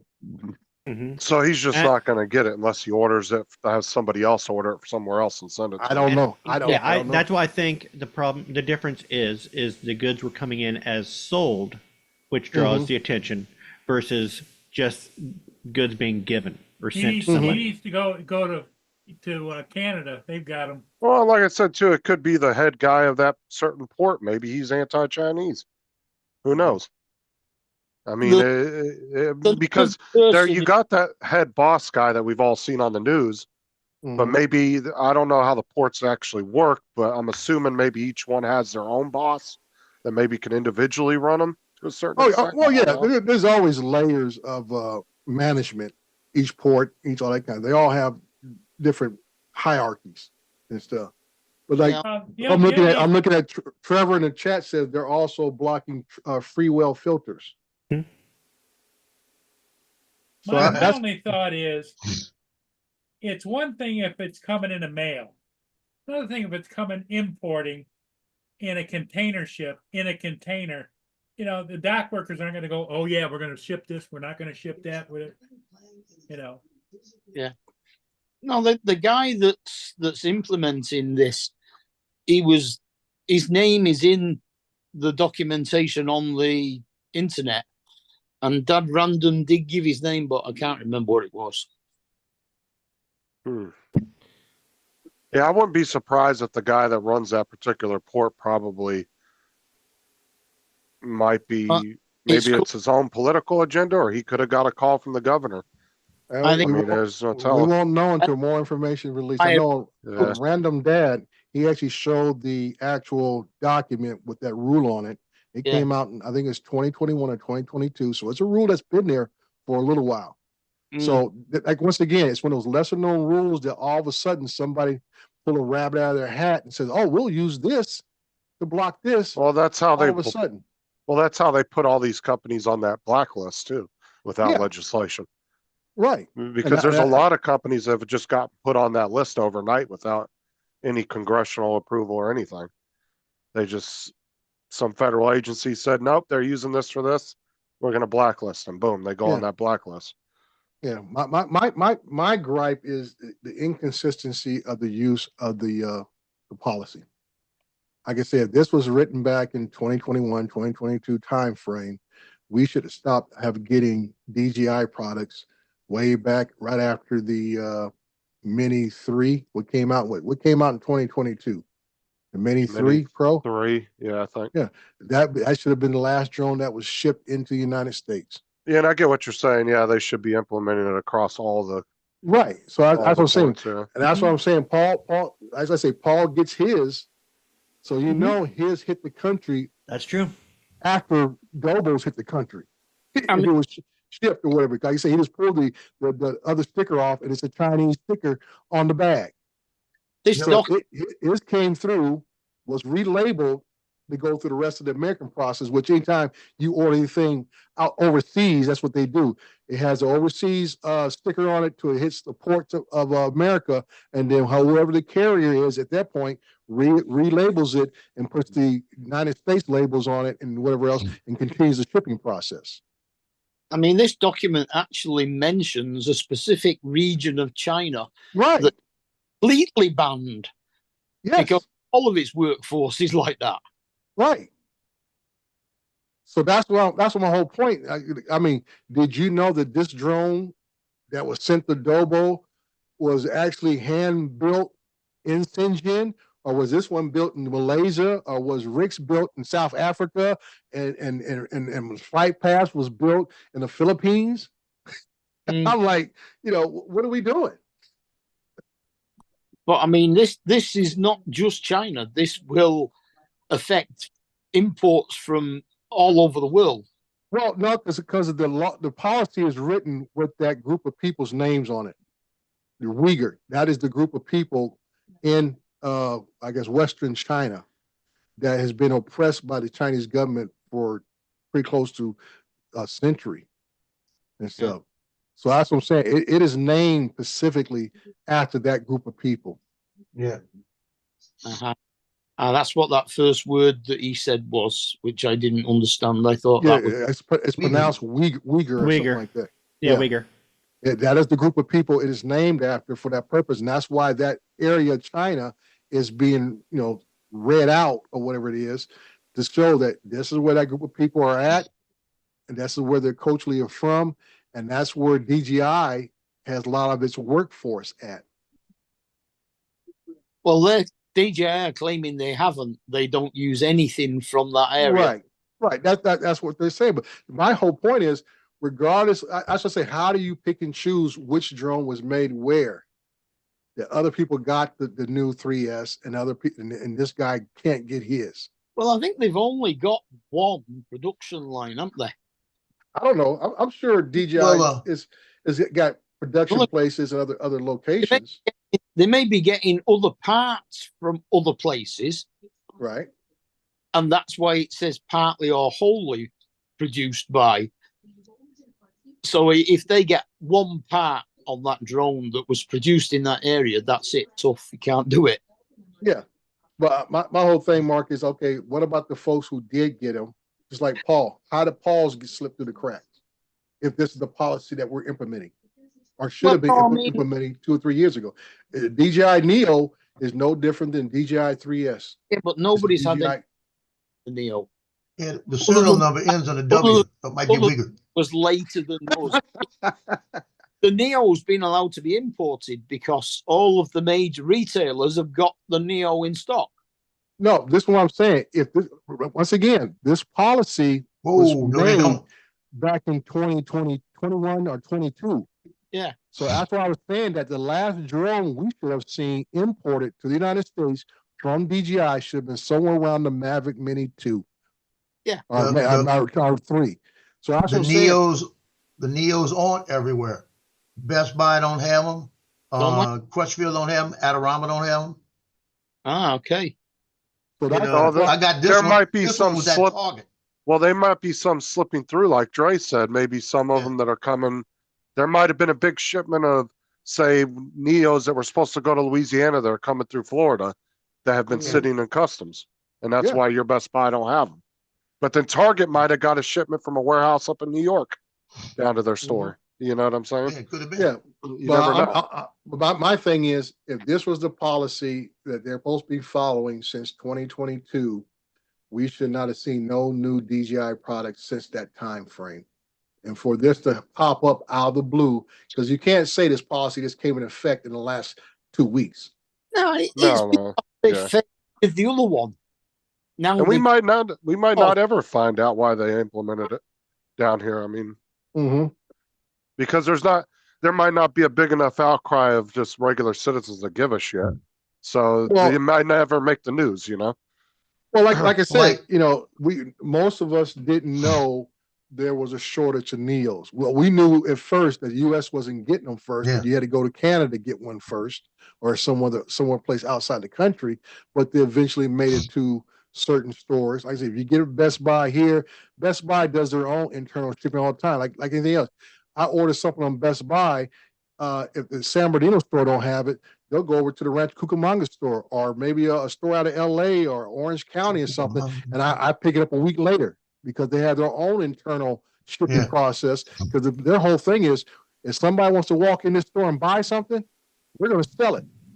Right. And if I got to get it from another store, so be it.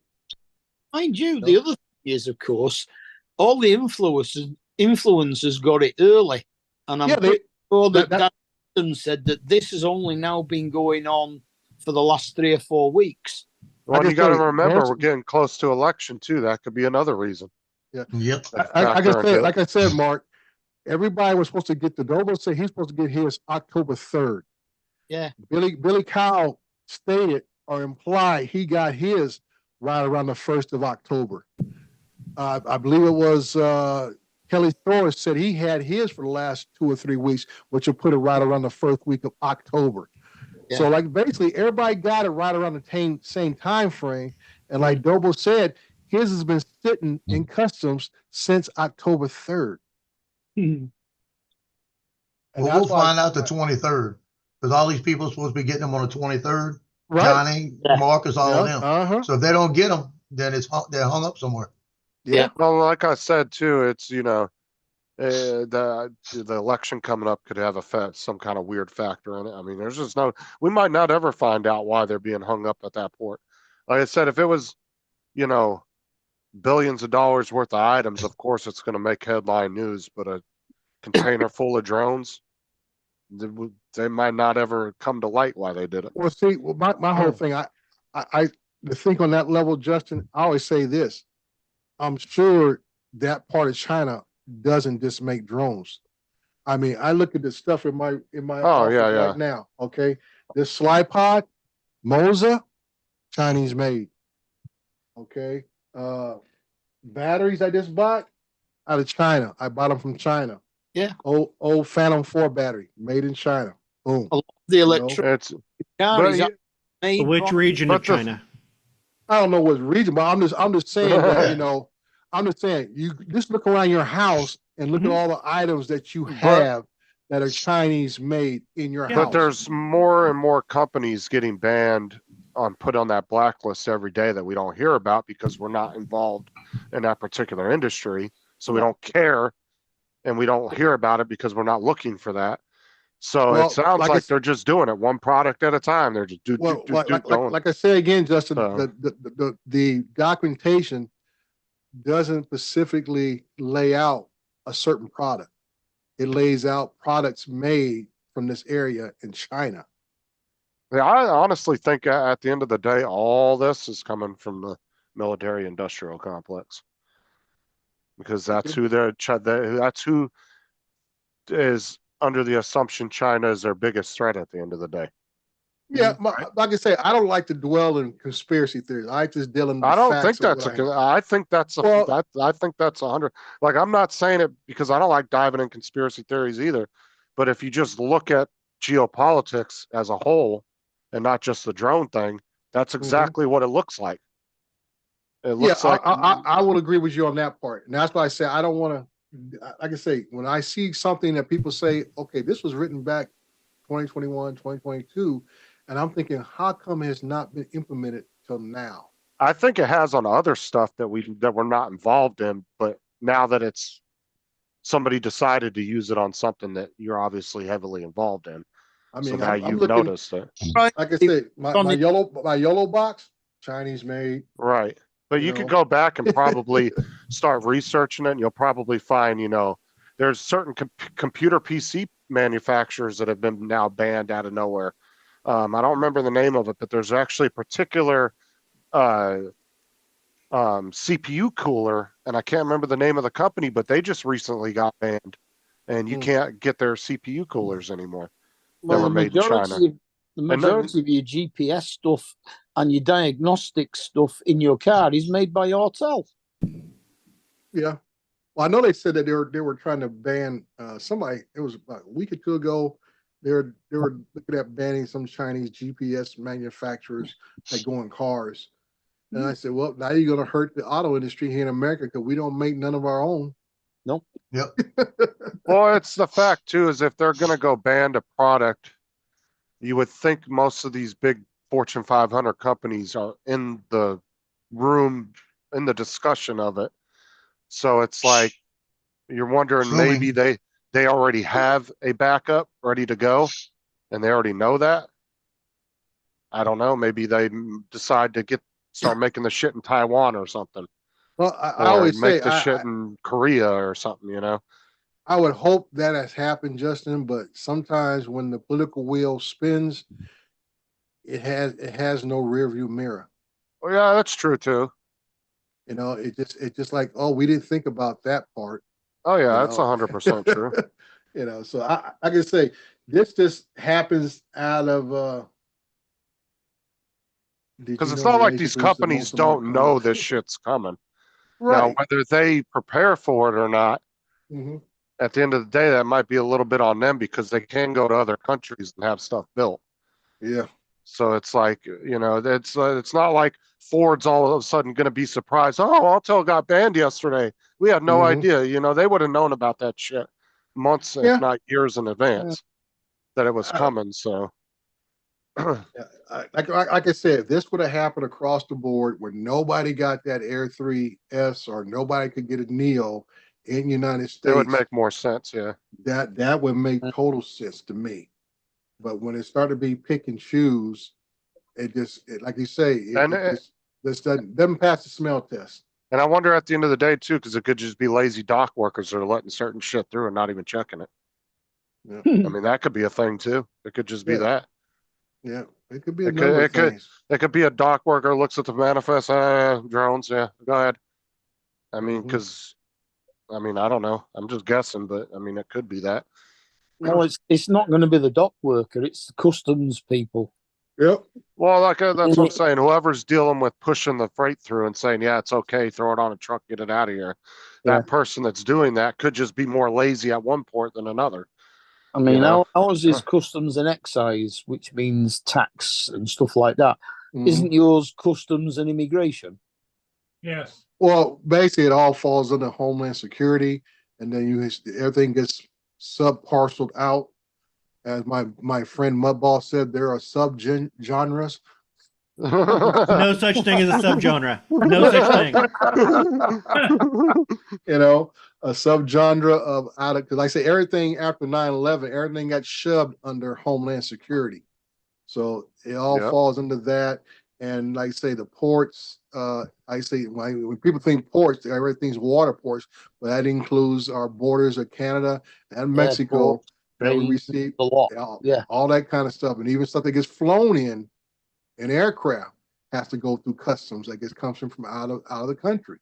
So there's a lot of levels to it, a lot of places that custom operates across the country. So, you know, we all think in ports as the water ports, but like I say, it's our ports of entry, which include every airport that brings in stuff for FedEx, for UPS, for DHL, anybody who does business importing goods into the United States. And it could just be All- shit all rail communications between the lines. ports too. Yeah, All rail lines and border crossing points too. yeah. That's what I was just talking about. Anything's a port of entry. It is. So I mean, that's what I'm saying. there's so many things that could be, like I say, it could be just bad communication between ports. Maybe they were all supposed to do it and some of them just didn't get the memo. It could be a lazy customs worker that just is like, yeah, go ahead and let it through. I don't give a shit. Well, this is what I was talking about when the other bills were being pushed through, the ban bills. And I was stating that how this kind of stuff is going to, it's one thing we talk about as flyers, how it's going to impact us or maybe not impact us. But Doble's part of a company, DroneWorks, that depend upon imports of these drones coming in. And they take orders. So now he has to explain, which I've already got an email from them because I'm a customer of theirs, of how there's a delay in shipping if you put an order in for this Air 3S. So it affects their business. And it makes you wonder, is he preparing for worst case scenario? Because he should be. Because I hope he is. Well, like I say, you can say should be, but when your whole bread and butter is based upon drones, I mean, not just DJI drones, but drones in general. Now, when you take, it's like they playing a hand of cards. If we take all the hearts out, kind of hard to play poker. Oh, I know. I'm just saying, I'm hoping that he is paying attention to it well enough to say, if this goes through completely, what am I going to do next? And then try Yeah. to figure that out, because Well- he has time to plan, obviously, because we all know that it's a high probability it's coming. It's just a matter of when. So I'm hoping that he's planning for worst case, just in case. Like I say, it's easier to plan when something's not the main bread and butter of your operations. Okay? Right. When your main bread and butter of your operation, that's hard to plan when you don't have hardly any alternatives. Right. It's easy to plan if we had a bunch of American companies making equivalent drones at equivalent prices. Right. That's like turning off the switch on and off. No big deal. We'll just lose one supplier for another supplier, one vendor to another vendor. That's not big. But now you're talking about their main bread and butter are DJI drones. They do sell Autel drones, and a very few in the others. You can't go on DroneWorks site and look up a what's it called, the company sells the Eagle, whatever it is, and some of the other companies. What the problem is here in America, most of the American-made drones don't do resellers. You have to order directly from the company themselves. Right. And that's what makes it hard. And that was going to be my next question, but you pretty much just answered it for me. Has he maybe been reaching out to some American companies, maybe running a transition slowly over, just in case, worst case? I'm sure that might be in the process. That should be in the process, but because that'd be about his only choice at that point. Yeah, like I say, that's a two-way street. The American companies have to be willing to do business with small operators like him. Right. Yeah. And that's where the problem lies. If they're still saying, "Oh, we only going to sell off our own website, everything else, that's it," and nothing you can do about it. That's the fraud. Apparently, Mulinar and Stefanik have put a statement out on the blocking of imports 20 hours ago. Mm-hmm. Oh, please divulge. What'd they say? I don't know. It's just I've just looked it up on on the internet. Drone DJ has just 5 hours ago put a video on YouTube. Let's see here. So I'm gonna say it's a lot of nuts and bolts. Just like Wingdra, they're an American-made drone company, and they do sell through resellers, but because of the type of drone they have, it's a VTOL drone. It is basically sold as a sub. In other words, the guy who sells it in my area, his main business is rental, heavy equipment rentals, and he sells it to surveyors and I'll tip my tongue. Basically, when they out there doing roughing the ground, I don't know why I can't say that. I do it all my life. Basically, they sell to people who do surveying work. Those drones run about 25,000 and up. So you're not going to go. In other words, you're not going to go to Best Buy and buy one. There's the link. Or anything else. Thank you, Mark. God, dude, everybody on there, best new drone on the Air 3S. That's what we say about every drone. Yeah.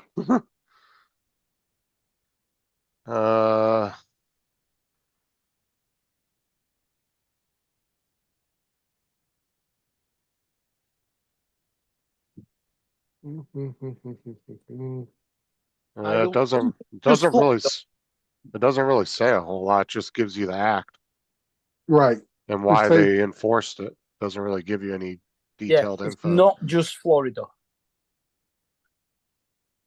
No, that's federal. That's what I'm saying. That was my whole. I That's my whole point, Mark. I said if this is supposed to be a federal policy, how come it did not affect all the rest of them? Well, see, I'm wondering if maybe Florida was the first one to do it, and now a few weeks later, now all the rest of the ones in all the other states are starting to follow suit. Maybe theirs made it through right before they enacted it as well. Yeah, I'm wondering if that's the case. My whole thing is this. I don't think the state. Granted, it should have been done. It's a should- federal. No, it's no, a no. I'm saying all federal the. regulation. I'm not talking about the states. I'm just mentioning the state because that's where the port's at. Yeah. I'm saying, Well, but Dre, I think they should have done it at the same time across the board. But I'm wondering if it just filtered out if that was the issue. Well, Yeah. that's my whole thing, Justin. This thing has been in the books since at least 2022. Right, but maybe these politicians now have realized that it's a bitch getting it through the House and the Senate. This So has now nothing to do they're with them. using this. This has but nothing to do with maybe- them. But maybe they're It's nothing to influencing do this. with the legislature. It's Yeah. nothing to do with legislation. This is all came out of Homeland Security. Yeah, but maybe 2 they're years ago. influencing it though to Well, be they might- enacted now Well, as a loophole. we know they have been influencing it, but I'm saying this was written on paper, distributed to all of our ports of entry since 2022. Well, I know. I'm saying recently, since they've been trying to get that bill passed and it's been kind of being held up and pushed back, held up. I'm wondering if those politicians that are pushing it have now been influencing the ports to maybe start pushing to use that as a loophole to stop them until they can get that bill passed. You get what I'm saying? I don't think it's a bill. I think it's No, just a policy. It's just a policy. But anyway, you get what I'm saying, though. Maybe they're I using get- this as a loophole to stop it until Mhm. they can get something through Congress. Maybe those Congress and senators, maybe they're kneeling on the ports and saying, you're going to use this act and enact it because of this. Well, the sad part of it is, And then it's that the gives wrong them of time- year because Congress is pretty much lame duck now until after the new session. But maybe that's giving them, Bit maybe extra they time, think yeah. it's buying them time Mm. until after the election. I don't know. I mean, that makes sense to me, though, that they would do that. Because now they found a loophole that they could use to stop the import of it And until they Congress can get are in- something passed. Congress are in no way able to block it now until they come back. Right. So maybe they're using it as a loophole to stop it until they can get Well, something the on only legal body on that can paper. block this is the Supreme Court, and you can bet somebody's going to go to the Supreme Court with it. Yeah. Okay, But I don't know. I'm pulling up the document now. I'll share it. That's just my opinion on it. That maybe Okay. that's why. You guys see it there? Yep. This is the actual document from U.S. Customs and Border Protection. It talks about, Oh, and you read right there in the first, I guess Biden signed this Back on in December 2021. 23rd in 2021. Right. But maybe it could have been, I wonder if it was, maybe it's up to the customs to decide what products. And I don't maybe know. that's, maybe Yeah, that that's only what I became said. effective on June 2022. Yeah, but I'm saying, that's what I said, at least from June 22, it became effective. So Yeah. why all of a sudden, no, There are I other think over drones. 23 There are other drones coming out before that, or after Yeah. that. Well, Yeah, I'm I thinking- do think That's my whole it point. says that customs have the right to block anything they want Well, if this they is, suspect that it is done with slave labor, Well, and it's up to the company providing it to prove that it isn't. right, and it may be Come way down. that there were certain products that were okay. This is cool. This is cool. We know this is manufactured on the up and up. New product. It just came across somebody's desk, and they're like, "New product." Let's question this. Maybe that. We don't know. yeah, my guess is I think they might be using this as a loophole because they've been having issues getting that bill Yeah. passed. Who's Because they this sent it ruling through the on about? House, it went to the Senate denied it, had to go back to the House, it passed the House again. Now they're waiting for the Senate to pass it again. So they could use this as a means of stopping all imports until they can have time to get that bill pushed through. Which this can be, the thing is they can use this loophole for as long as they want. They can have this shit blocked for the next 3 years if they want. And think You about it, gotta look at the big. You got to look at the if they bigger pass the bill, Here's, they yeah, and the but bills, here's the bigger picture. What other products made in China could they target? In other words, anything. it might be targeting drones now, Eh, but it could be electric vehicles and all that kind of stuff. We don't get Anything that electric uses vehicles from China. batteries to Yes, we start. do. No, we don't. We don't import electric vehicles from China. all the components All are the Chinese. e-bikes, e-scooters. Yeah, but that's not an electric car though. No, but it's everything that they want. They want to get rid of all gasoline cars in this country, which will never happen. No, it's certain states that want to do that. Not all states are on board with that. Yeah, got- but you where are got they Cam- getting you the got batteries Camilla for the these Clam. cars? Talking about it. Yeah, but they can't force that. I don't think they could force that federally. It'd have to be up to each state, like most laws. Where are they Most- getting the batteries for these cars, though? They're nearly all Chinese. Like I said, they could be having every time they get rid of a product, they could find somewhere else to manufacture it. I mean, there's a huge behind the scenes that we don't know what's going on. So we're all just guessing.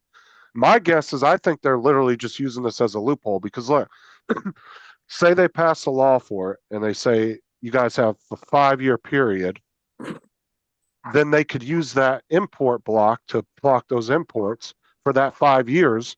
And then once that law is enacted fully, then they can lift that ban and it's already banned from the law. I mean, I know Jaguar are actually getting their batteries from a lithium mine that's been found actually in the UK.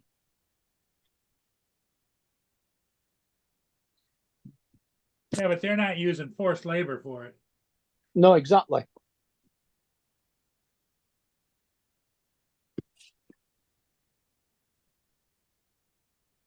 But a lot of these mines are in Africa, where they are using forced labor.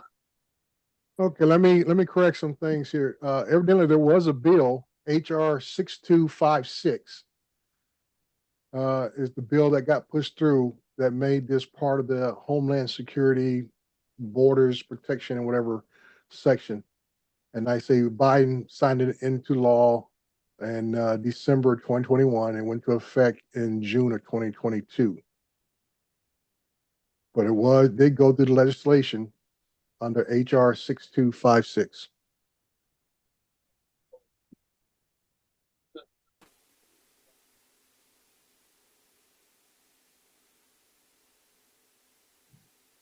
And basically under that, it doesn't specify DGI. It says the full title, an act to ensure that goods made with forced labor in the Xinjiang Uyghur Autonomous Region of the People's Republic of China do not enter the United States market and for other purposes. So it doesn't mention any product per se, any company per se. It's just a fact that if we have any knowledge or suspicion, I would have to assume that part of forced labor of these people.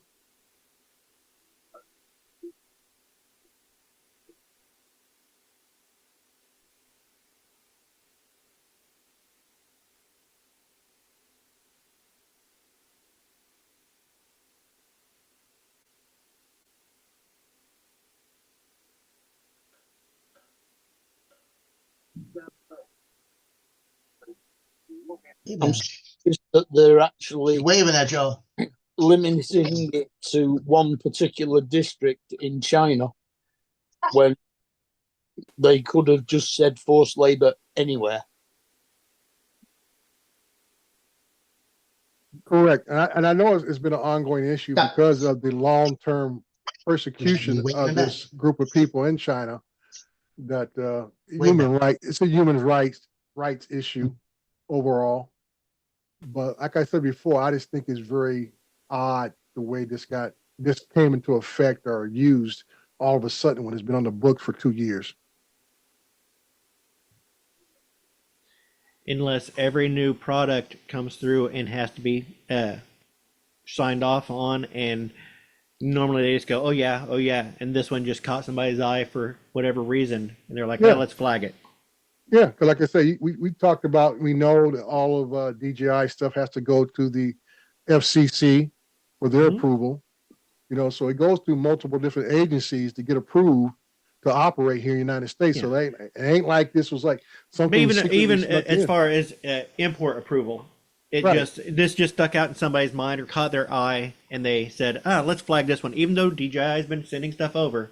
Yeah. This is a new product, and it just came across your desk as a new product. And like, let's flag this one. We haven't checked on them for a while.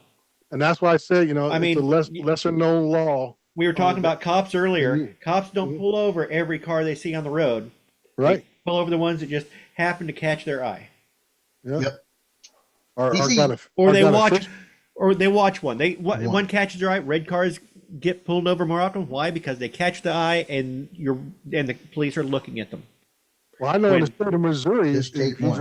drive with a fixed eye as a passenger, you get pulled over. Dude, if I'm out in that dune buggy, I'm driving a stick. There's no extra hand for fisheye. He has to ride on my lap. Oh, that's wrong. Okay, let me get that disclaimer up real quick. Riding on your lap. Oh, I have an announcement to make. My life is going to get back to normal on Wednesday. Oh, She she's going starts to, that school on Wednesday. she's going to daycare, huh? Well, it's a learning school. It's like a Montessori school type of thing, Yeah. but she starts Wednesday. Oh, So that cracked me up. I got a couple of days next week, and then my life gets back to normal. I can fly my drones during the day, and you know.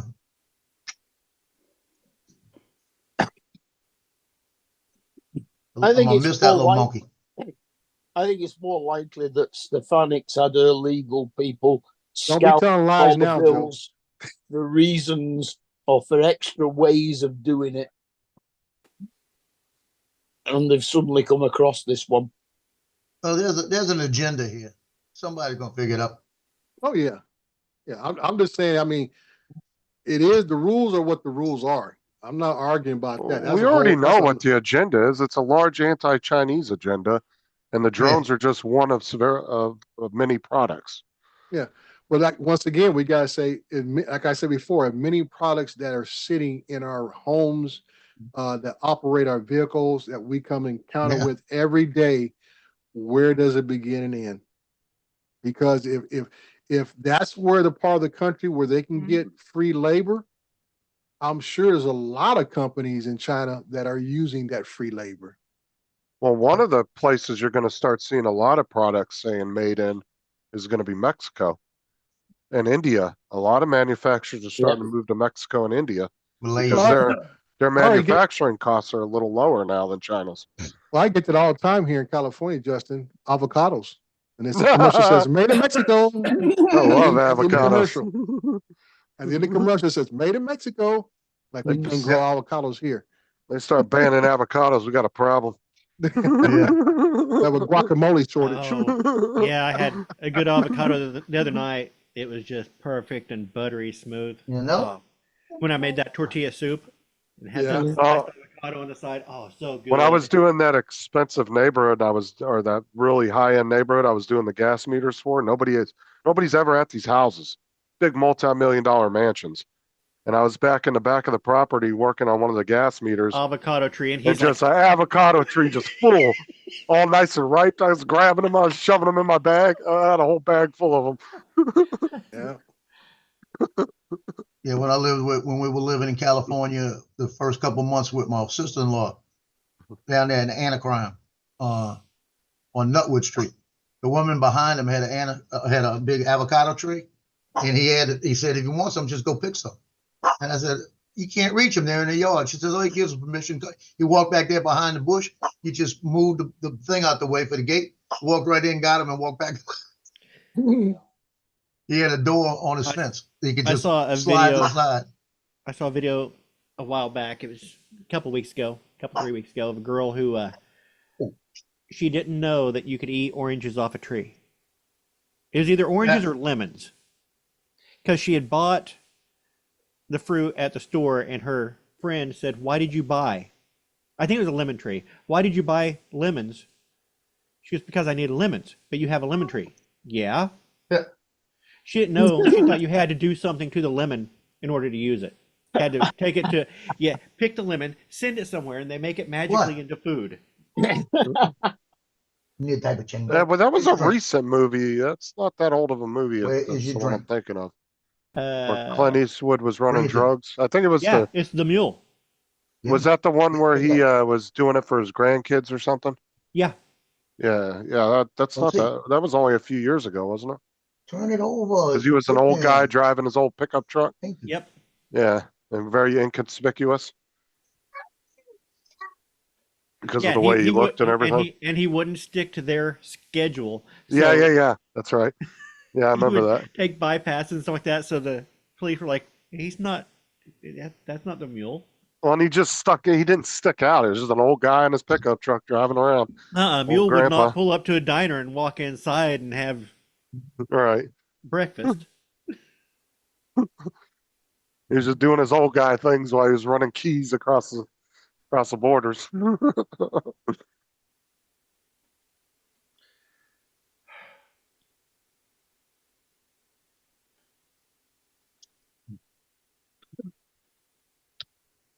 Hey, Dre, when you were in the Marines, was El Toro still there? No, it got destroyed in Independence Day. What were you talking about, Joe? I didn't hear you. The base at El Toro, was it still there when you were in? Yeah, yeah. I used to, Because we had the NCO school was there. oh, okay. And that's where I went to the NCO school. We had to run back all up in the orange groves Mm-hmm. like that. Yeah. And they Yeah. told us the first day we were going up there, they said, we'll be running through orange groves. If you Mhm. pick an orange, it is automatic UCMJ Wow. because they're not It's ours. there. It's there. Yeah, they said it's not ours. They said, so run by them, don't touch them. And boy, there were oranges everywhere. Mhm. Oh, because some farmer butted up against the military base. Yeah, Yeah. Yeah, there's you're a not allowed to take them. If you find them on the ground, leave them alone. yeah. I'm road up here. There's a bunch of persimmon trees, and they got persimmons coming ripe on them right now, but they're just across a fence. But I know that nobody's gonna do anything with those persimmons. Nobody harvests persimmons around here, especially the persimmons we have around here aren't like the ones you buy in the store. They're very heavy with seeds. You got to process them a Persimmons, lot. what are those? Persimmon? They're like a sweet fruit, come ripe Yeah. late fall. Okay. But you better make But sure the they're ones right. around here, they're the American persimmon that have big seeds in them, and you have to kind of get rid of those and get rid of the skin and process them a little bit to get into them. And you also have to pick them at the right time, or else they're very there's alum, and it'll pucker you pucker your up mouth. unless you get them at the right time. They're perfectly ripe. Have you ever thought of just stopping and asking the person whoever There's has the there's fence? nobody to ask. It is just a road and just land. I don't know who the land belongs to. And it's like I can go down there. I could get myself a big old sack of persimmons. You just don't. I feel you. You just don't feel right jumping the fence and grabbing them in. Right. Yeah. Well, let me tell you what I came across. I came across a Japanese plum tree. And it's in the middle of a median on one of the streets coming from the lakefront. And I was in a hurry to go somewhere. And as I drove up, I saw it. I looked up and I said, you got to be kidding me. I hadn't seen one in years. And this thing was completely loaded down. I went back there 2 days later and it was stripped, but somebody wouldn't strip it. So I got to make sure I check next year when they start producing. I'm going out there and getting me some. Are you sure it's just not like a county fence or something that's along the side of the road, or? Oh no. Is it a privacy fence? Nope, it's just I wonder like a farm fence. If you're a golfer, you will know exactly what persimmon is. Because the wood of the persimmon tree was what they used to make the heads of Oh, drivers with. you're talking about a golfer. I thought you were talking about a golfer. Yeah, a golfer. They used to make the heads of the golf woods out of persimmon. Yeah.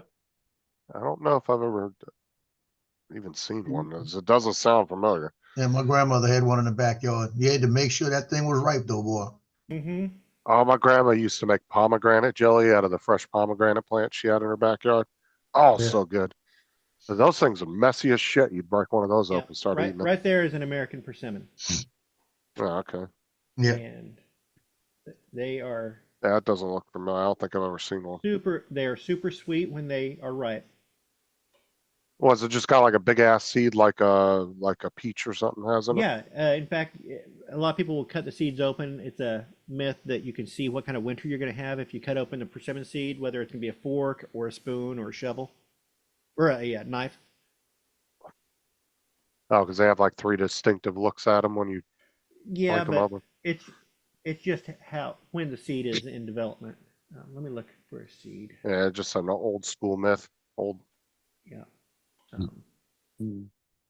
Yeah, and these are completely different than, say, a Japanese persimmon.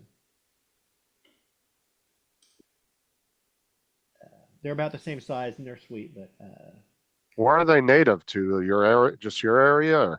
Or? I've never seen those before. they're let me look.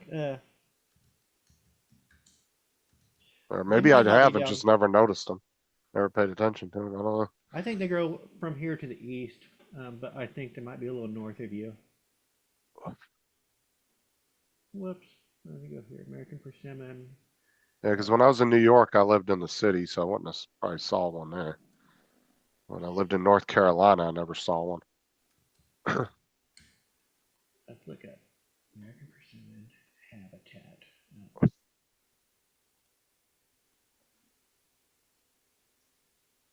Well,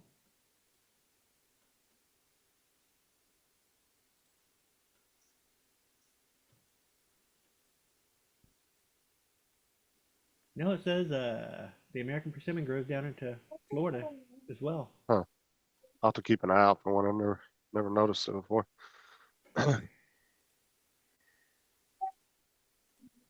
There's the range where it grows, it looks like. Huh. So Yeah, I'm wondering yeah, because if you could find out if it's just like a county fence or something, probably wouldn't be a big deal if you jumped over it. yep. Keep going. It's a Because maybe that could be just county property. That's why they don't do nothing with them. They just happen to grow there and Let me see it. just never do anything with them. Be fine.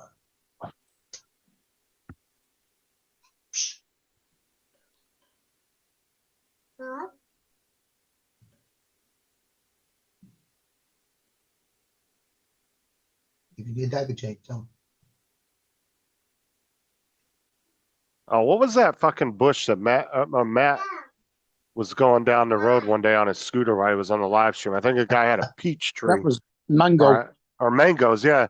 Had a mango tree growing in his backyard, but the dude had there was like a 10 or 12-foot brick wall on the dude, splitting the sidewalk and the guy's property, but the tree was hanging over onto the sidewalk.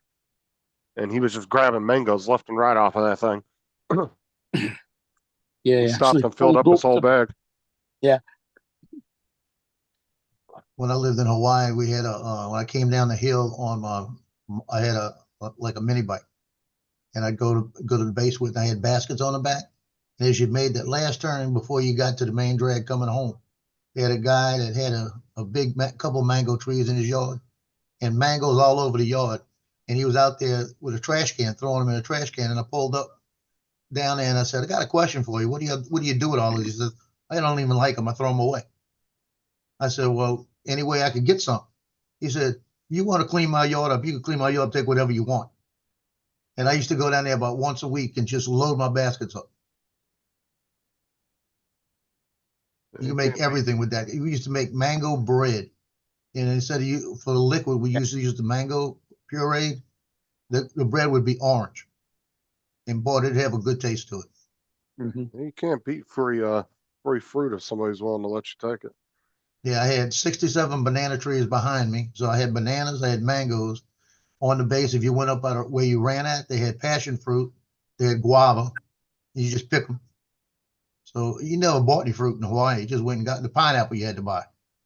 I used to go to, when I was doing supply runs, we used to go to one place, a plumbing supply right next to the Dole pineapple plant. And you go in the Dole pineapple plant, and they'd let me go in because I was military, and their water fountain is a pineapple juice fountain.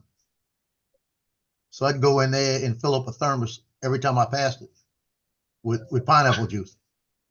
And I'd be walking out and they'd hand me pineapples, everything. Yeah, we're That somebody was a when nice place to live. we had a neighbor and when I was in Southern California, used to have tons and tons of grapevines, and you could just go. She didn't care if you took them. We'd go over there and get like tons of grapes, and you know how expensive those fucking things can be sometimes. Mhm. Yeah, we used to get tons of free grapes. Grapes grow really good out in the desert, surprisingly. They grow really good My out there. mother-in-law used to have a You like it, huh? grapevine that went all around the back of her yard, and she would make a grape jelly every year. They were very, very tart, Tina. but Oh, we had a big family reunion at my grandma's house one year, and they brought like a half truckload of frickin' watermelons in.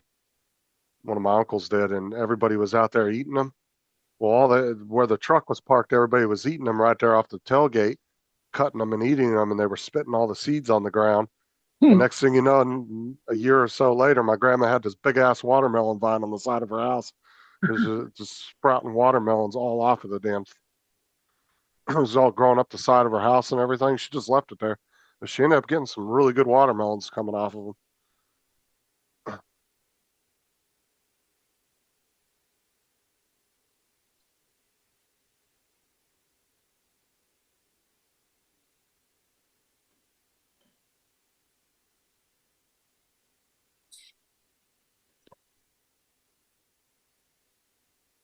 Nothing like getting a flat of strawberries too. It's good. I've got a strawberry bed on my allotment. And rhubarb. Not like some fresh strawberries. Yeah. And we've got plums, apples, pears. And my sister's got a grapevine on hers. I remember we were eating them one day at my mom's house, and we had a bowl of sugar, and me and my cousins were dipping our strawberries in the sugar. I switched the bowl out for a bowl of salt. One of my cousins dipped it in there. I mean, he dumped that thing in there. Oh, you should have saw his face. It was hilarious. And I've just planted a nectarine tree as well. Be a couple of years before that gets any fruit on it, I think.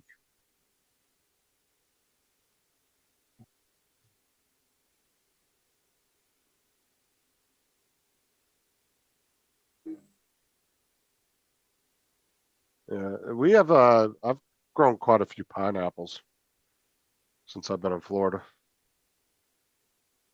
And ate them. They were pretty good. They grow pretty easily here. You literally just throw it out there, throw it in, chop the top off, toss it in the ground, and they'll grow like weeds. It don't take much to grow those here. You don't really have to do a whole lot. Yeah, I don't think we're warm enough for pineapples. We can grow bananas.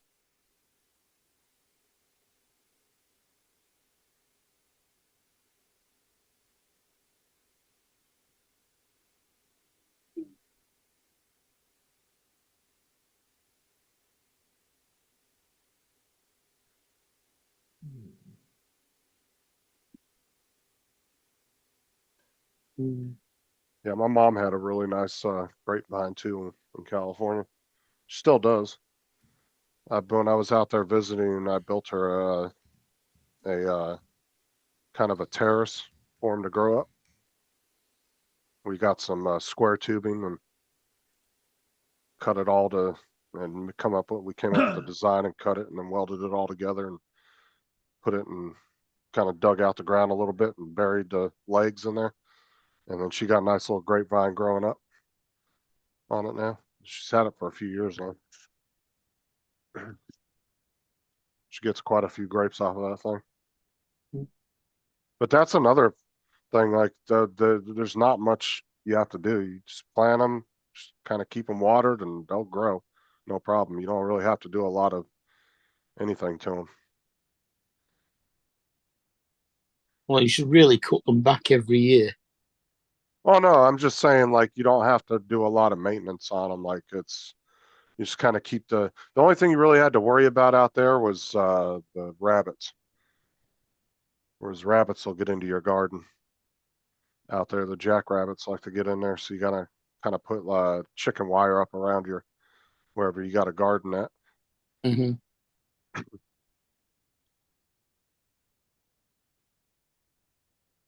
Birds weren't really too much of an issue. It was mostly just rabbits you had to watch out.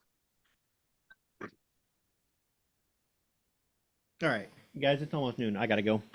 I've wasted too much of the day. I got stuff to do. All right.